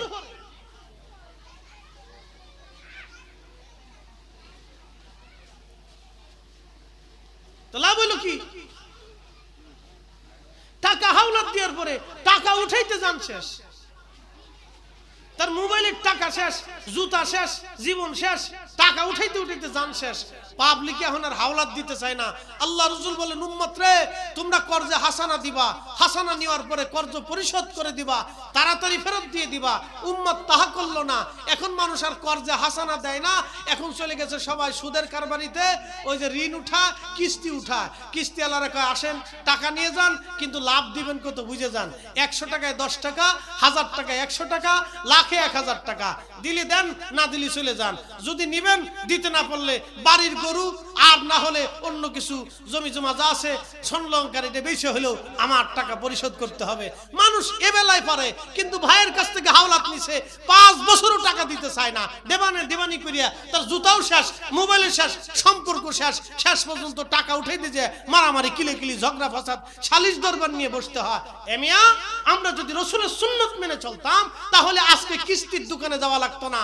এক মুসলমান আর এক মুসলমানরে হাওলাত দিত, এক প্রতিবেশী আর এক প্রতিবেশীর হাওলাত দিত। আজকে হাওলাত দিতে চায় না, দিলে টাকা ফেরত পায় না।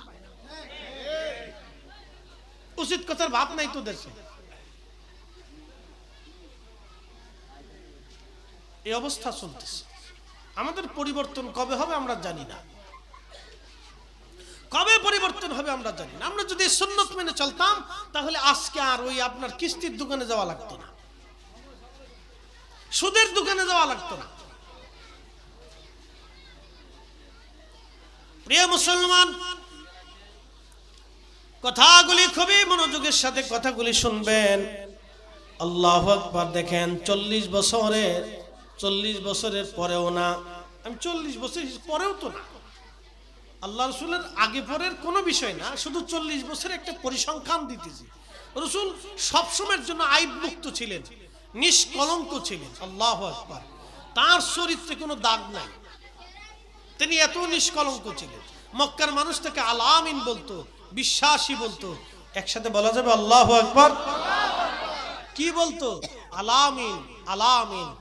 যারা রাজনীতি করেন তারা শুনে যান, আপনারা আল আমিন হতে হবে। আপনাকে আলামিন হয়ে যান, মানুষ আপনাকে টাকা দিয়ে ভোট দিতে হবে না, মানুষ আপনাকে জোর করে ভোট দিবে। কি কথা কন না কেন? 100 কোটি টাকা দিয়ে নির্বাচিত হবেন, পরে 1000 কোটি টাকা মারি দিয়ে 900 কোটি টাকা লাভ করবেন না। আমাদেরকে আর কত বোকা বানাবেন? আমরা তো বোকার স্বর্গে পড়ে রয়েছি। আমরা বুঝি না, সব বুঝি, বলতে পারি না তাই।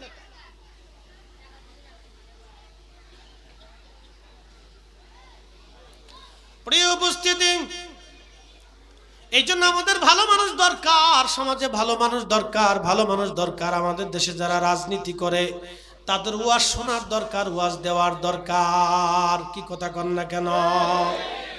মসজিদে জুমার দিনে 12টা বাজার সঙ্গে সঙ্গে তাদের আসার দরকার, খতিব সাহেবের কথা শোনার দরকার। তারা মসজিদে আসে পরে যায় আগে, যার কারণে ধর্ম সম্পর্কে তাদের কোনো জ্ঞান নাই, ধর্ম সম্পর্কে তাদের কোনো জ্ঞান নাই, আখিরাত সম্পর্কে জ্ঞান নাই। সে জানেই না আগামী সময় সে কবরের যাত্রী হয়ে গেছে, তার মনেই নাই, মনেই নাই, তার স্মরণেই নেই যে সে আগামী সময়ে কবরের যাত্রী হয়ে গেছে, তার স্মরণেই নেই।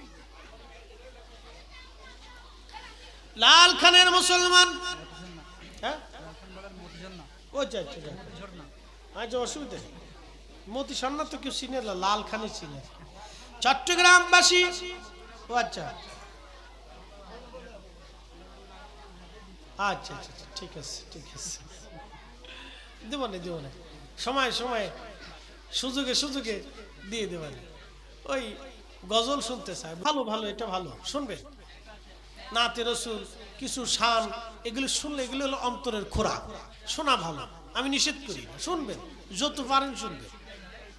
এগুলো অন্তরের খোরাক, এগুলো থেকে মানুষের পরিবর্তন আসে। কাজী নজরুল জীবনে কত কবিতা লেখছেন, কবিতার ছন্দে মানুষের স্পিরিট আসে। আল্লাহ রসুল নিজেও শুনতেন, নবীর দরবারের শায়ের ছিলেন হাসান বিন সাবিত রাদিয়াল্লাহু আনহু। আরো অনেক সাহাবী ছিলেন যারা আল্লাহ রসুলের দরবারে দাঁড়ায় শান গাইতেন। একসাথে বলবেন না মারহাবা? শানে রিসালাত শুনতেন, নবীর শান শুনতেন। যুদ্ধের ময়দানে সাহাবা ইকরাম যুদ্ধ করার আগে এরকম শান গাইতেন, স্পিড বাড়ার জন্য।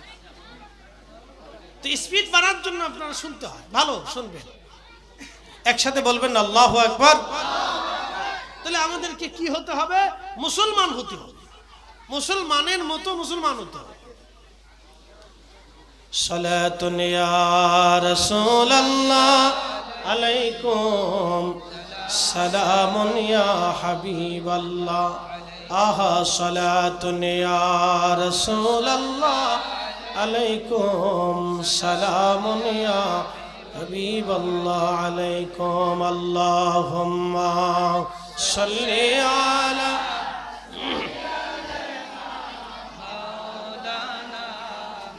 মুহাম্মদ ওয়া আলা আলি সাইয়্যিদিনা।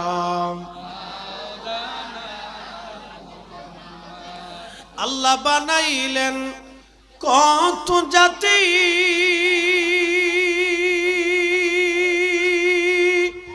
হইল না তার প্রেম প্রীতি। আল্লাহ বানাইলেন কত জাতি, হইল না তার প্রেম প্রীতি।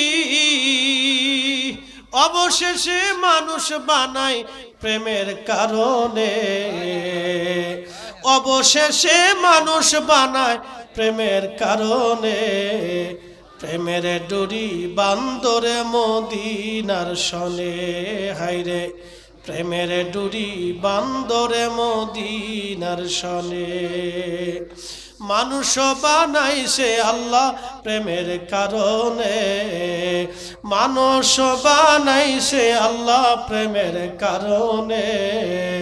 প্রেমের ডুরি বান্দরে মদিনার শনে। পৃথিবীতে এত জাতি আল্লাহ বানাইলেন।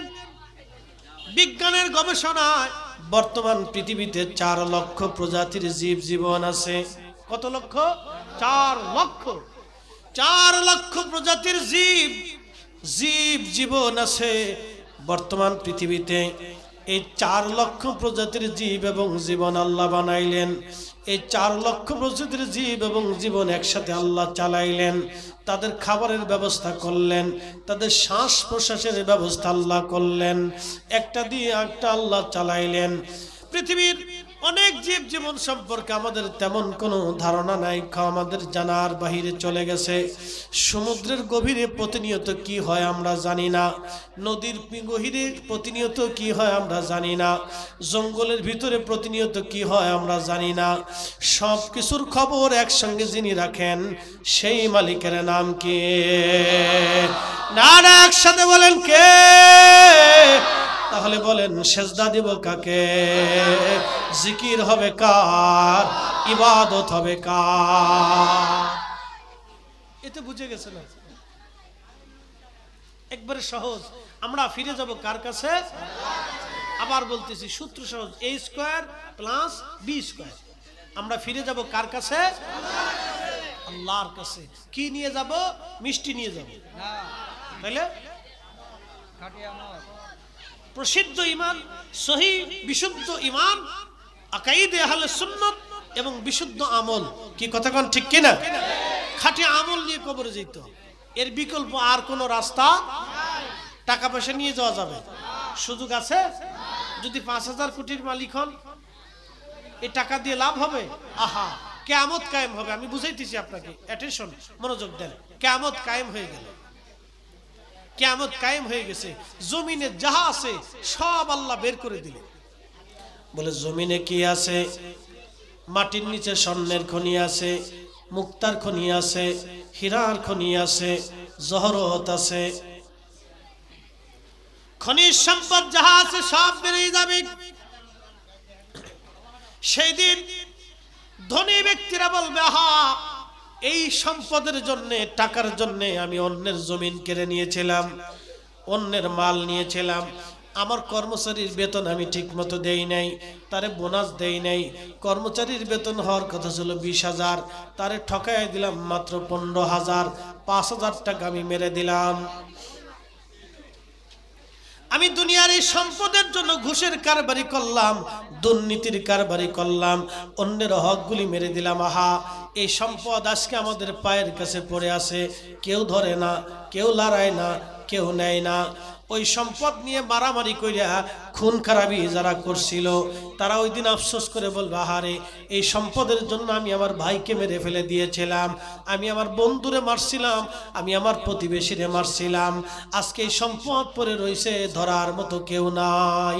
আহা কি ভুল আমি করছিলাম, কি ভুল আমি করছিলাম, কি অন্যায় আমি করছিলাম।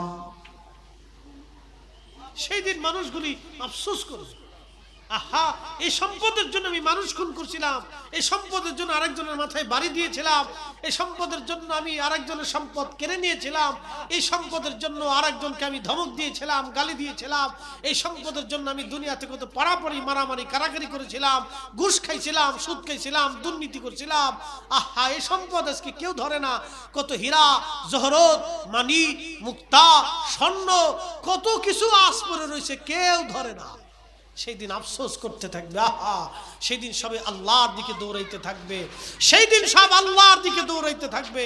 জানেন সেই দিন আজকের 24 ঘন্টা এক দিন রাত হয়, এক সেকেন্ড করে 60 সেকেন্ডে 1 মিনিট হয়, এক মিনিট করে 60 মিনিটে 1 ঘন্টা হয়, এক ঘন্টা করে 24 ঘন্টা এক দিন ও রাত হয়। কিন্তু কিয়ামতের মাঠে একটা দিন কত বড় হবে আল্লাহর কোরআন বলতেছে, তারুজুল মালাইকাতু ওয়ার রূহু ইলাইহি ফি ইয়াউমিন কানা মিকদারুহু 50 আলফ সানা। তুমি কি হাফেজ? হেফজখানায় পড়ো? হ্যাঁ ঠিক আছে, মাশাআল্লাহ। একসাথে বলবেন না মারহাবা? ধরে ফেলছে। তারুজুল মালাইকাতু ওয়ার রূহ, সেই দিন মানুষ এবং রূহ আল্লাহর দিকে ধাবিত হবে, আল্লাহর দিকে দৌড়াইতে থাকবে। হাসরের মাঠ বাংলাদেশের মাঠের সমান হবে না। বলবেন হুজুর কত বড় হবে? আদম শফিউল্লাহ থেকে কিয়ামত পর্যন্ত যত মানব জাতি কবরে গেল, সেই দিন সমস্ত মানুষ স্ব আকৃতি নিয়ে দাঁড়ায় যাবে।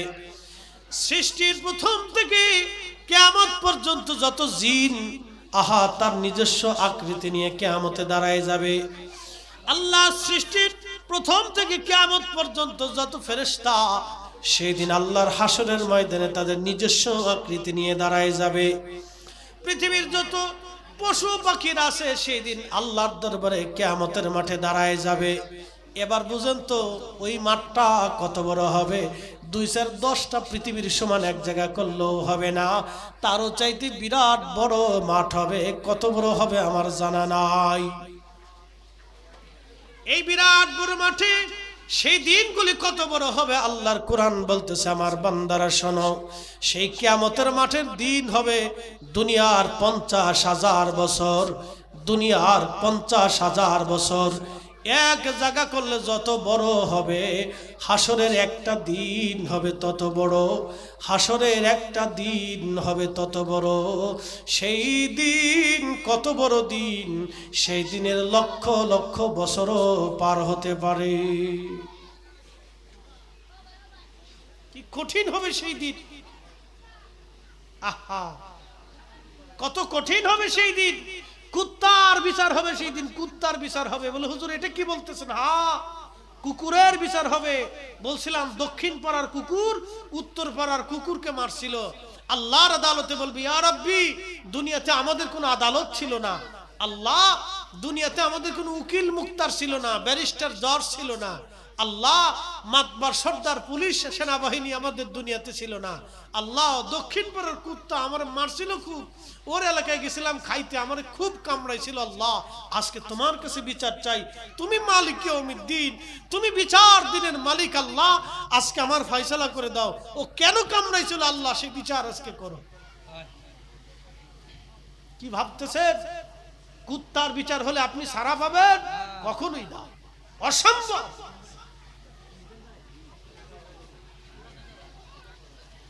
আল্লাহ রাসূল বলতেছে সেই দিন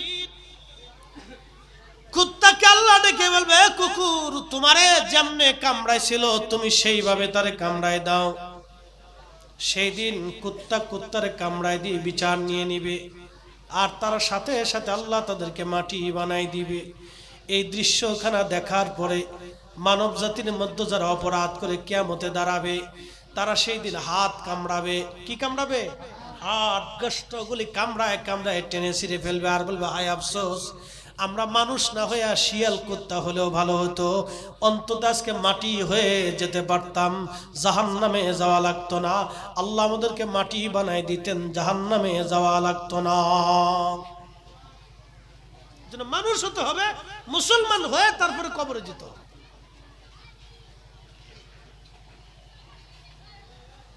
আপনাদের বুঝতে কি কোনো অসুবিধা হয়? হ্যাঁ, ওয়াজ বুঝে যাবে। ওয়াজ শুধু শুনে গেলে হবে না, এটা বাড়ি পর্যন্ত নিয়ে যেতে হবে। মহিলারা কি শুনতেছে?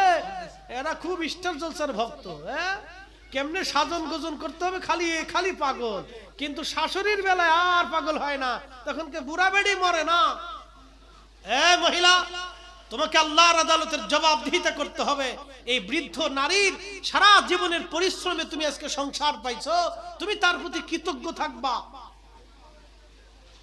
বৃদ্ধ পুরুষ এক কাপ চা চাইলে বৌমা খুব ক্ষিপ্ত হয়ে যাচ্ছে, বুড়া মানুষ খালি বারবার চা চায়। এই বুড়া লোকটা আজকে 40 বছর ধরে হাল ধরে মাথার গাম পায়ে ফেলে একটা সংসার তোমাকে সাজিয়ে দিয়েছে, তুমি বৃদ্ধের প্রতি কৃতজ্ঞ থাকবা। নারী ওয়াজ শোনে, এগুলি ওয়াজ শোনে না তো, এগুলি খালি স্টার জলসার জি বাংলা দেখে।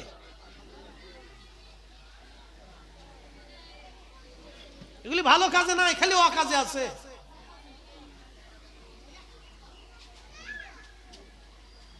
আমার দেশে অকৃতজ্ঞ তো ভরে গেছে, শুধু অকৃতজ্ঞ আর অকৃতজ্ঞ।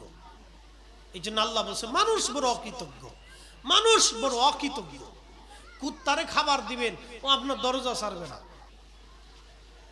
একটা কুত্তাকে আদর করে দেখবেন তো। আরে মানুষ সাপড়ে পর্যন্ত নিজের কন্ট্রোলে নিয়ে আসে ভালোবাসা দিয়ে। একটা সিংহ পর্যন্ত মানুষের অনুরক্ত হয়ে যায়। একটা বাঘ, ভাল্লুক, বনের পশু পর্যন্ত মানুষের অনুরক্ত হয়ে যায়। কারণ কি? ও বুঝে যে আমার মালিক আমার খাবার দেয়। একটা গরু, ছাগল, মহিষ ভরায় বিক্রি, আপনি ওরে খাবার দিবেন, আদর করবেন, দেখবেন ও আপনার অনুরক্ত হয়ে গেছে। একটা কুত্তা বাড়িতে এনে লালন পালন করবেন, খাবার দিবেন, দেখবেন ও আপনার অনুরক্ত হয়ে গেছে। একটা পশু, বনের পশু, নদীর মাছ আপনার অনুরক্ত হয়ে যাবে যদি আপনি ওকে ভালোবাসা দেন, খাবার দেন। আরে এত ভালোবাসার জন্য যদি একটা বনের পশু, নদীর মাছ অনুরক্ত হয়, একমাত্র মানুষই যে সন্তানকে 40 বছর পালার পরেও সে বাবা মার সাথে নাফরমানি করে, ও বেহেশত চাই কেন? সন্তান নাফরমানি করে বাবা মার সাথে, ধমক দেয়, মারতে যায়, গালি দেয়। ছি ছি ছি ছি, মানুষ কত অকৃতজ্ঞ! মানুষ কত অকৃতজ্ঞ, বড় অকৃতজ্ঞ মানুষ। আপনাকে কৃতজ্ঞ হতে হবে। এই জন্য আল্লাহর কোরআন বলল, লা ইন শাকারতুম লা আযীদান্নাকুম ওয়া লা ইন কাফারতুম ইন্না আযাবী লাশাদীদ। এ বান্দা, আমি আল্লাহ তোমাকে যে নিয়ামত দিয়েছি, তুমি সেই নিয়ামতের শুকর আদায় করো। একবার জোরে বলবেন কি সুবহানাল্লাহ। এই যে যারা মিলাদুন নবীর মাহফিল সাজাইছে, অনেক বাইরে মানকে সিবাই কোনাকাঞ্চিত, অনেকেই বলবে এরা বেদাত করতেছে, বলে থাকতে পারে। অনেকের মাইন্ডেড এরকম হতে পারে। আমি ওই ভাইকে বলতেছি, ভাইরে আপনারা আজকে একটা কথা বলে দিয়ে দেন, আপনার মাইন্ডেড এটা আসতে পারে আমরা বেদাত করতেছি, খুব খারাপ কাজ করতেছি। আপনার মাইন্ডে কেউ হয়তো এটা ঢুকিয়ে দিতে পারে যে ঢুকছে, এটা আর বের হতে চাচ্ছে না। কিন্তু আপনাকে বুঝাই, কোরআন থেকে বুঝেন তো, লা ইন শাকারতুম লা আযীদান্নাকুম। বান্দা, তুমি আমার নিয়ামতের শুকর আদায় করো। আচ্ছা বলেন তো, রাসূল না আসলে আমরা হেদায়েত পাইতাম? নবী না আসলে দ্বীন পাইতাম? নবী না আসলে মসজিদ পাইতাম? নবী না আসলে এই আদর্শ পাইতাম? পৃথিবী অন্ধকারে নিমজ্জিত থাকতো। মানুষের রাহা জানি খুনি। ও যায় দেখেন, জঙ্গলের জঙ্গলি মানুষ, আফ্রিকার জঙ্গলি মানুষ বসবাস করে। ওরা কি খায় না খায় মাঝে মধ্যে টেলিভিশনে দেখবেন, আহা কি বিশ্রী। ওদের কাছে রসুলের এই আদর্শ পৌঁছায় নাই। কত কঠিন বিশ্রী, মানুষ কি খায় না খায়, পিচেস, গোসল নাই, পরিষ্কার নাই, পরিচ্ছন্নতা নাই, কিচ্ছু নাই, অপরিষ্কার অপরিচ্ছন্ন। আর মুসলমান কি, আল্লাহর নবী 5 ওয়াক্ত ওযু শিখাইলেন, গোসল শিখাইলেন, মেশক শিখাইলেন, ঢিলাকুলুপ শিখাইলেন, মানুষকে পরিচ্ছন্ন থাকতে হবে, স্যানিটাইজেশন ব্যবস্থা আল্লাহর নবী 1450 বছর আগে মানুষকে শিখাইছে। তোমাকে পরিষ্কার থাকতে হবে, তোমার দাঁত পরিষ্কার থাকবে, তোমার মুখ পরিষ্কার থাকবে, তোমার চেহারা পরিষ্কার থাকবে, চুল পরিচ্ছন্ন থাকবে, দাড়ি পরিচ্ছন্ন থাকবে, পোশাক পরিচ্ছন্ন থাকবে। এই জন্য দেখবেন আমরা হুজুররা খাই কম, পাই কম, নেই কম, পয়সা কম, আমাদের এই রুচি কম, রুটি কম। একজন ইমাম সাহেব প্রত্যেক মাসে মসজিদে 10,000 টাকা বেতন পায়, কিন্তু তার জুব্বা চকচক করে। সুবহানাল্লাহ বললেন না? চেহারাটাও চকচক করে। কারণ কি জানেন? আমরা আল্লাহতে বিশ্বাসী, আমার রিজিক আমার আল্লাহর কাছে ফয়সালা। আমার জুব্বাটা কেন পরিষ্কার থাকে জানেন? আমরা জানি এই পোশাক যাহাই হোক, কম দামি হোক আর বেশি দামি হোক, এটাকে পরিষ্কার পরিচ্ছন্ন রাখতে হবে। এটা আল্লাহ রাসূলের সুন্নাত, পরিষ্কার থাকতে হবে, এটা রাসূলের সুন্নাত। আপনাকে পরিষ্কার পরিচ্ছন্ন থাকতে হবে। কিন্তু আপনি যা দেখেন তো আফ্রিকাতে কি অপরিচ্ছন্ন, কি অপরিষ্কার, যে দেখেন আল্লাহ রাসূলের আদর্শ পৌঁছায় নাই। তাহলে বলেন, নবীর উপরে নিয়ামত পৃথিবীতে আর কিছু আছে? তাহলে সেই রসুল আসার কারণে আমরা মিলাদের মাহফিল সাজাই আল্লাহর শুকরে বসে গেছি, কৃতজ্ঞতায় বসে গেছি, জিকিরে বসে গেছি, নসিহতে বসে গেছি। এর চাইতে ভালো কাজ আর কি দেখবেন? তারপরেও যদি আমরা বেদাত করে থাকি, তাহলে ভাই আপনার আর আসার দরকার নাই। আমরা এই বেদাত যতদিন বেঁচে থাকি ততদিন করতেই থাকবো। তাতে যদি জাহান্নামে যাইতে হয় তো আপনি আমার সাথে যাওয়ার দরকার নাই। আমরা যদি আল্লাহ জাহান্নাম দিয়ে দেয়, তারপরে রসুলের মহব্বতে আমরা মিলাদুন নবীর মাহফিল করবই, আল্লাহ শুকর আদায় করবই। কি কথা কন না, ঠিক কিনা?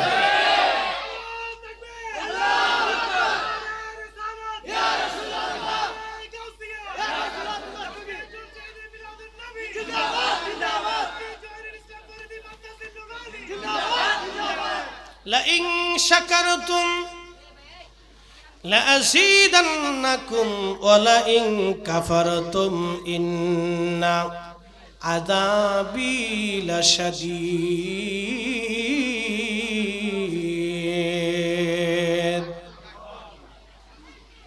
আল্লাহর কোরআন বলল, বান্দা তুমি শুকর আদায় করো, আমি আল্লাহর আমার নিয়ামতের শুকর করে তুমি আদায় করো। যদি আদায় করো নিয়ামত বাড়ায় দেব, আর যদি আদায় না করো তাহলে এর জন্য কঠিন শাস্তি আমি আল্লাহ তোমারে দিব। যদি আদায় করো তাহলে আমি তোমার নিয়ামত বাড়াবো, আর যদি তুমি শুকর আদায় না করো তাহলে তোমাকে কঠিন শাস্তি দেব। অন্য আয়াতে আল্লাহ বলেন, ফাযকুরুনি আযকুরুকুম ওয়াশকুরুলি ওয়ালা তাকফুরুন। ঝগড়া করিস না বাবা, বয় বয় বয়, বসো বাবা বসো, কথা বলে না। ছোট মানুষ বসে বসে ওয়াজ শুনতেছে, এই তো বেশি। ওরা কি বসার বয়স? বসে আছে, শুকরিয়া আদায় করেন, আলহামদুলিল্লাহ করেন। ওরা একদিন থাকবে, আমরা কবরে চলে যাব। এর ভিতরে কে প্রেসিডেন্ট হবে আপনি বলতে পারবেন? অবশ্যই না। আব্রাহাম লিঙ্কন বাদাম বিক্রি করত। ভারতের বর্তমান প্রধানমন্ত্রী কি বিক্রি করত? চা বেচত। আজকে সে প্রধানমন্ত্রী, কিন্তু প্রধানমন্ত্রী হলেও মাঝে মধ্যে মুসলমানদের সাথে বেশি ভালো আচরণ করে না, দুঃখজনক। ওনার কাছে সবাই সমান হওয়া উচিত ছিল, উনি ভালো আচরণ করেন। ওনার দলের নেতা কর্মীরা মাঝে মধ্যে ইসলাম নিয়ে, ধর্ম নিয়ে কটূক্তি করে। C C C. এই যে দেখেন মুম্বাইতে বিরাট আন্দোলন চলতেছে। কারণ কি?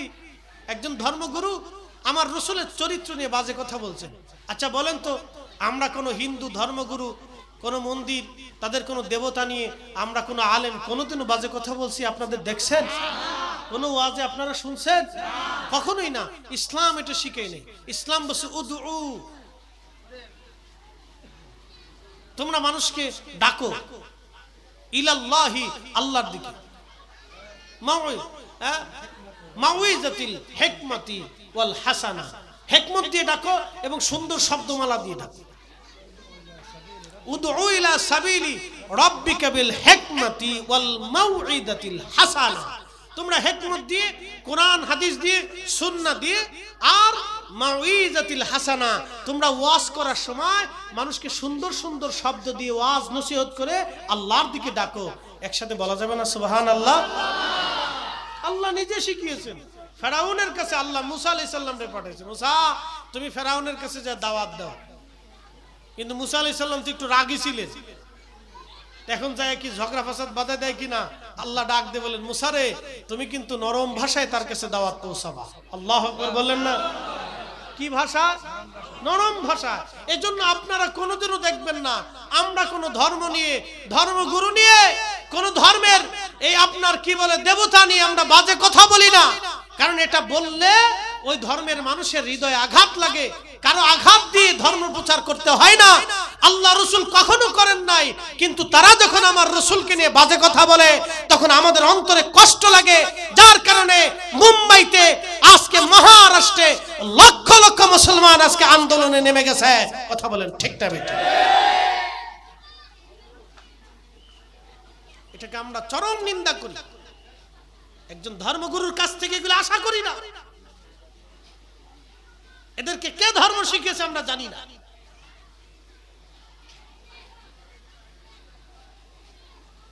প্রিয় মুসলমান, আমরা সহ অবস্থানে থাকবো। অসাম্প্রদায়িক বাংলাদেশ, এখানে সাম্প্রদায়িকের কোন স্থান নাই। হিন্দুর কাজ হিন্দু করবে, খ্রিস্টানের কাজ খ্রিস্টান করবে, ইহুদির কাজ ইহুদি করবে, শিখের কাজ শিখে করবে, বৌদ্ধের কাজ বৌদ্ধ করবে, মুসলমানের কাজ মুসলমান করবে। কি কথা বলেন ঠিক কিনা? বন্ধু আমার, মিলেমিশে থাকাটাই ভালো, মিলেমিশে থাকা উত্তম। ব্যবসা বাণিজ্য করবেন, মিলেমিশে থাকবেন। তারপরে বুঝাই দিয়ে যায়, আজকে বলেন ডাক্তারদের কাছে কি কোনো ধর্ম আছে? বুঝেন নাই মনে হয়? ডাক্তারদের কাছে কোনো ধর্ম আছে? সে যখন রুগী দেখে সে কি বলে, তুমি হিন্দু না মুসলমান? তুমি মুসলমান হলে ভালো চিকিৎসা দিব, হিন্দু হলে খারাপ চিকিৎসা দিব। কোনো ডাক্তার কিন্তু বলে না। আমি ইন্ডিয়াতেও ডাক্তার দেখেছি, হিন্দু ডাক্তার আমারে বসায় বসায় দীর্ঘ সময় আমার সুন্দর সুন্দর টিপ দিয়েছে। দেখেন, হিন্দু একজন ডাক্তার, সে কিন্তু আমাকে বলতে পারতো আপনি মুসলমান। সে চিন্তা করতে পারতো তার ওষুধ আমি 2 নাম্বার দিয়ে দেই, চিকিৎসাও 2 নাম্বার দিয়ে দিই, তার কাছ থেকে অনেক টাকা নেই না। সে কিন্তু এগুলি করে নাই, কারণ ডাক্তারদের কাছে সবাই মানুষ। সে যে ধর্মেরই হোক, যে রাজনীতির হোক, কালা ধলা ল্যাংড়া কানা বোবা, ডাক্তাররা কিন্তু মানুষ হিসেবে চিকিৎসা করে। তার কাছে কিন্তু কোনো রাজনীতি নাই, ধর্ম নাই, তার কাছে বর্ণ নাই, কালা নাই, ধলা নাই, শিক্ষিত আর অশিক্ষিত নাই। সে চিকিৎসা করে মানুষ দেখে, মানুষ দেখে। অতএব আমরা যারা আছি, আমরা যদি ওই নজরে দেখি তাহলে সমাজে আর বিশৃঙ্খলা লাগবে না। কি কথা কন না কেন? এটা বুঝতে হবে। বেশি দলিল লাগে না, আপনি এখান থেকে বুঝেন। ডাক্তারদের কাছে চিকিৎসার সময় কোনো ধর্ম নাই, সে সবাইকে সমান চিকিৎসা দেয়। চিকিৎসার বেলায় কিন্তু সে ধর্ম, রাজনীতি, বর্ণ, গোত্র, শিক্ষা দীক্ষা সে কিছু দেখে না, সে দেখে মানুষ। কি দেখে? আপনার পাশে যদি হিন্দুকে আঘাত করে তাহলে আপনি বুঝবেন আপনি মানুষ। মানুষ দেখে তাকে নিরাপত্তা দিতে হবে। আল্লাহ রাসূল কোরআনে আল্লাহ বলছেন, তুমি যে একজন নিরপরাধ মানুষকে বাঁচায় দাও, তাহলে সারা পৃথিবীর মানুষ বাঁচাইলে যে নেকি হবে, একজন নিরপরাধ মানুষকে বাঁচাই দিলে সে নেকি হবে। সে হিন্দু না উপজাতি না অন্য ধর্ম না শিখ না বৌদ্ধ না মুসলমান, ল্যাংড়া কানা না বোবা না অশিক্ষিত না সে পাগল না আধা পাগল, তুমি তাকে বাঁচাও, বাঁচাও, মানুষ বাঁচাও। একসাথে বলবেন আল্লাহু আকবার। এটাই তো ইসলাম শিখিয়েছে। ইসলাম আপনাকে দিন এটা শিখিয়েছে। আশা করি আপনাদেরকে অনেক ভালো ভালো কথা আজকে শুনিয়েছি। আমার রাসূলের চরিত্র নিয়ে, আদর্শ নিয়ে অনেক সুন্দর সুন্দর টিপস আপনাকে আজকে দিয়েছি। মোহতারাম, এগুলি শ্রোতা বক্তা সবাইকে আমল করার তৌফিক দান করুন, বলেন আমিন। আল্লাহর ওলিরা এভাবে শিখিয়ে গেছে। খাজা বাবা আজমিরির কাছে সবাই নিরাপদ ছিল। আজও দেখেন হিন্দুরা ওনার মাজারে যায়। কি কথা কন না কেন? যায় না? শাহজালাল রহমতুল্লাহের মাজারে অনেক হিন্দু যায়। কেন যায় জানেন? ওরা সব মানুষের জন্য আসছিলেন, সব মানুষের নিরাপত্তা দিচ্ছেন, সবার জন্য ওনারা আসছেন। ডাক্তাররা যেমন সবাইকে চিকিৎসা করায় ধর্ম দিয়ে না, রাষ্ট্র দিয়ে না, আপনার কি বলে এই আপনার জনপদ দিয়ে না, ভাষা দিয়ে না, তারা দেখে মানুষ দিয়ে। আল্লাহর ওলিদের কাছে এরকম সব মানুষ যাইতো, সবাই তাদের কাছে নিরাপদ ছিল, ওলিরা সবার জন্য উন্মুক্ত ছিল। একসাথে বলা যাবে না আল্লাহু আকবার? তারা রুহের ডাক্তার ছিল, রুহের ডাক্তার। তারা সবাইকে খাবার দিত, সবাইকে নিরাপত্তা দিত। এই জন্য আমরা এদেশে সুফিরা ওলিরা এসে দেখেন এই মানুষকে এইভাবে ভালোবাসা দিয়ে তারা ওলিরা সারা পৃথিবী জয় করছে। তাদের কিন্তু কোনো সাম্রাজ্য নেই। ওলিদের কোনো সাম্রাজ্য আছে? শাহজালাল রহমতুল্লাহের মসনদ আছে, কিন্তু এখনো তার জিয়ারতে কোটি কোটি মানুষ যায়। সুবহানাল্লাহ বলবেন না? খাজা বাবা আজমিরি, ওনার কি কোনো মসনদ আছে? না, এখনো করতে যায়। আপনাকে বুঝতে হবে। অনেকে বিরুদ্ধাচরণ করে, বিরুদ্ধবাদী করে, ঠিক না। আপনাকে বুঝতে হবে তাদের কাছে মানুষ কেন যায়, কিসের জন্য যায়। কারণ তারা সব মানুষের জন্য উন্মুক্ত ছিল, সবাইকে খাবার দিয়েছে, নিরাপত্তা দিয়েছে। ধর্ম অধর্ম সব মানুষকে ওনারা নিরাপত্তা দিয়েছে। মোহতারাম, আল্লাহ আমাদেরকে সঠিক বুঝ দিক। সকলে বলে না আমিন। আল্লাহ বানাইলেন কত জাতি,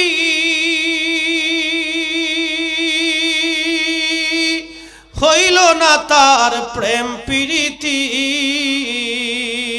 ঠিক কিনা? আল্লাহ বানাইলেন কত জাতি,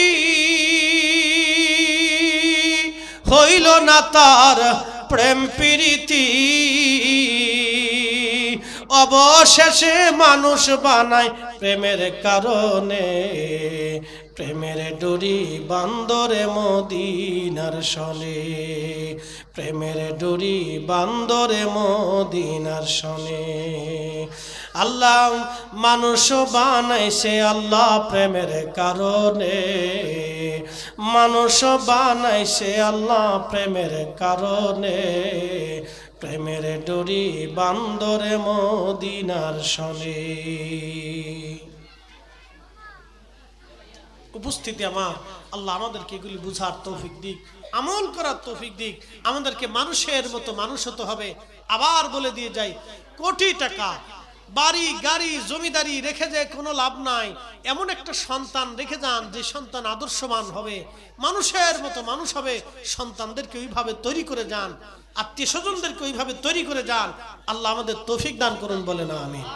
যদি তৈরি করে যেতে পারেন তাহলে জীবনে কাজে লাগবে। তাহলে আপনার জীবনের এই অর্থ বিত্ত, এই জমিদারিত্ব, এই অর্থ শিক্ষা জ্ঞান আপনার জীবনে সাকসেস হবে। আর যদি সন্তানকে মানুষের মতো মানুষ বানাইতে না পারেন, নিজের জীবনে অবৈধভাবে সম্পদ উপার্জন করেন, তাহলে আর জীবনটাই বৃথা হয়ে গেল। দুনিয়াও বৃথা, কবরও বৃথা, হাসরও বৃথা, মেহেশরও বৃথা, জান্নাতও পাবেন না। ফুলসিরাত তো কঠিন, হাসরের ময়দান তো আরো ভয়াবহ, কবর তো আরো কঠিন। এজন্য আখিরাতের চিন্তা করে দুনিয়ার দিকে, আল্লাহর দিকে ফিরে আসুন, আল্লাহর দিকে ফিরে আসুন আখিরাতের চিন্তা করে। একদিন মাটির ভিতরে হবে ঘরে, মন আমার কেন বান্ধ দালান ঘর। এসেছেন যত নবী সকলের ইমাম, সালাম নবী তোমায় হাজারো সালাম, ইয়া নবী সালাম।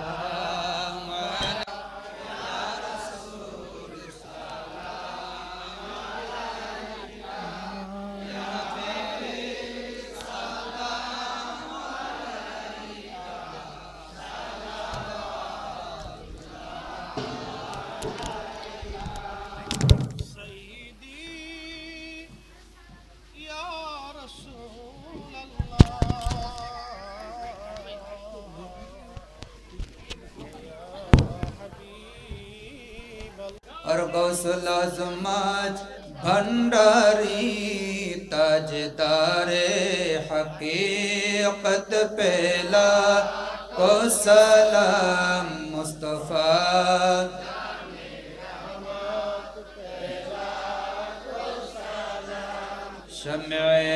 बज़्म हिदायत कुतुबुल अक़ताब बाबा अमानत शाह ख्वाजाए बंगाल ख्वाजा मुफ्ती गरीबुल्लाह शाह शाहीन शाह सखावत पेला को सलाम मुस्तफ़ा पेला को सलाम शम्ए बज़्म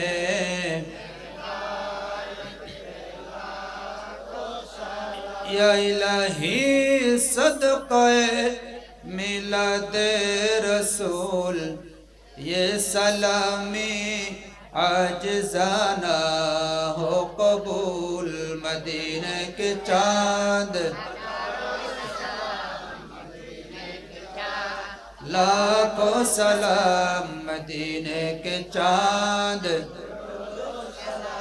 मदीने के चाँद बेहद सलाम बलगल उला जमा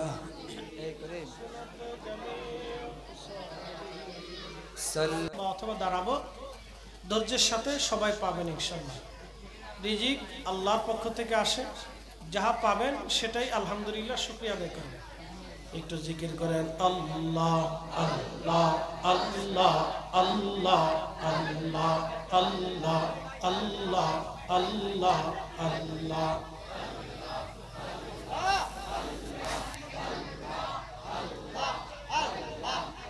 বাজ পাগলা রে ডুবলো বেলা দেখে না চাহিয়া আল্লাহ আল্লাহ আল্লাহ পর পারের ডাক পড়িলে পর পারের ডাক পড়িলে পার হবি তুই কি দিয়া পার হবি তুই কি দিয়া ডুবলো বেলা দেখে না চাহিয়া আল্লাহ আল্লাহ আল্লাহ আল্লাহ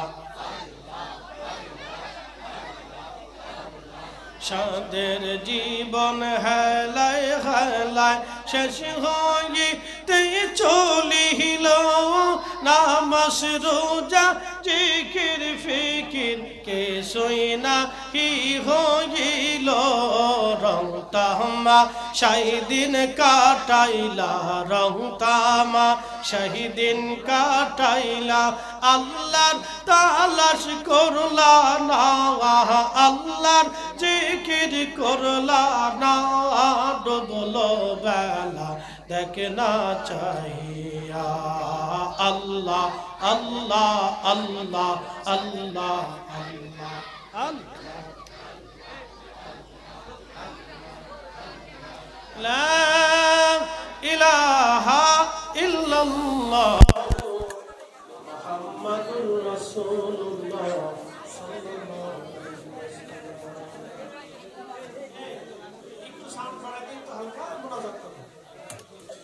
জীবনের শেষ মোনাজাত মনে করে আল্লাহর হুজুরে হাত তুলে বলেন আল্লাহুম্মা আমিন রব্বানা আতিনা ফিদ দুনিয়া হাসানাতাও ওয়া ফিল আখিরাতি হাসানাতাও ওয়া কিনা আযাবান নার রব্বানা লা তুযিগ কুলুবানা বা'দা ইয হাদাইতানা ওয়া হাব লানা মিন লাদুনকা রাহমাতান إنك أنت الوهاب رب العالمين أذكر ميلاد النبي صلى الله عليه وسلم محفل الله محفل শেষে তুমি রাস্তায় হাত বাড়ায়া এই মাহফিলের হাতিয়া সোনার মদিনায় জান্নাতের বাগানে তুমি দয়া পৌঁছে দাও আল্লাহ জান্নাতুল বাকি মুআল্লা বদর কমবে না হরাই شهداء كربلاء ذاك هدية الله آدريا تشتيا نقشبنديا مجدديا حنفي شافعي جتو الله فضل এই জমিনের মাটির নিচে কত অলিরা ঘুরাই গেল আল্লাহ ইনাদের খেদমতে আজকে মাহফিলের হাদিয়া আদায় করে পৌঁছায় দাও রব্বুল আলামিন হাদিয়া তুমি পৌঁছায় দাও আল্লাহ আল্লাহ আমাদের কারো বাবা নাই কারো মা নাই কারো মাও নাই বাবাও নাই কবরের বাসিন্দা হয়েছে আল্লাহ মেহেরবানি করে তাদের কবরে তুমি দয়া করে ইসকের মাহফিলের হাদিয়া পৌঁছায় দাও রব্বুল আলামিন হাদিয়া পৌঁছায় দাও আল্লাহ এই মাহফিল যারা সাজাইল টাকা দিল পয়সা দিল শারীরিক খেদমত করলো এই এলাকার বাসিন্দা সবাই মিলে এই মাহফিলের জন্য অংশগ্রহণ করলো আল্লাহ মেহেরবানি করে আল্লাহ তাদের কারো বাবা নাই মা নাই বংশের মানুষগুলি যুগ যুগ ধরে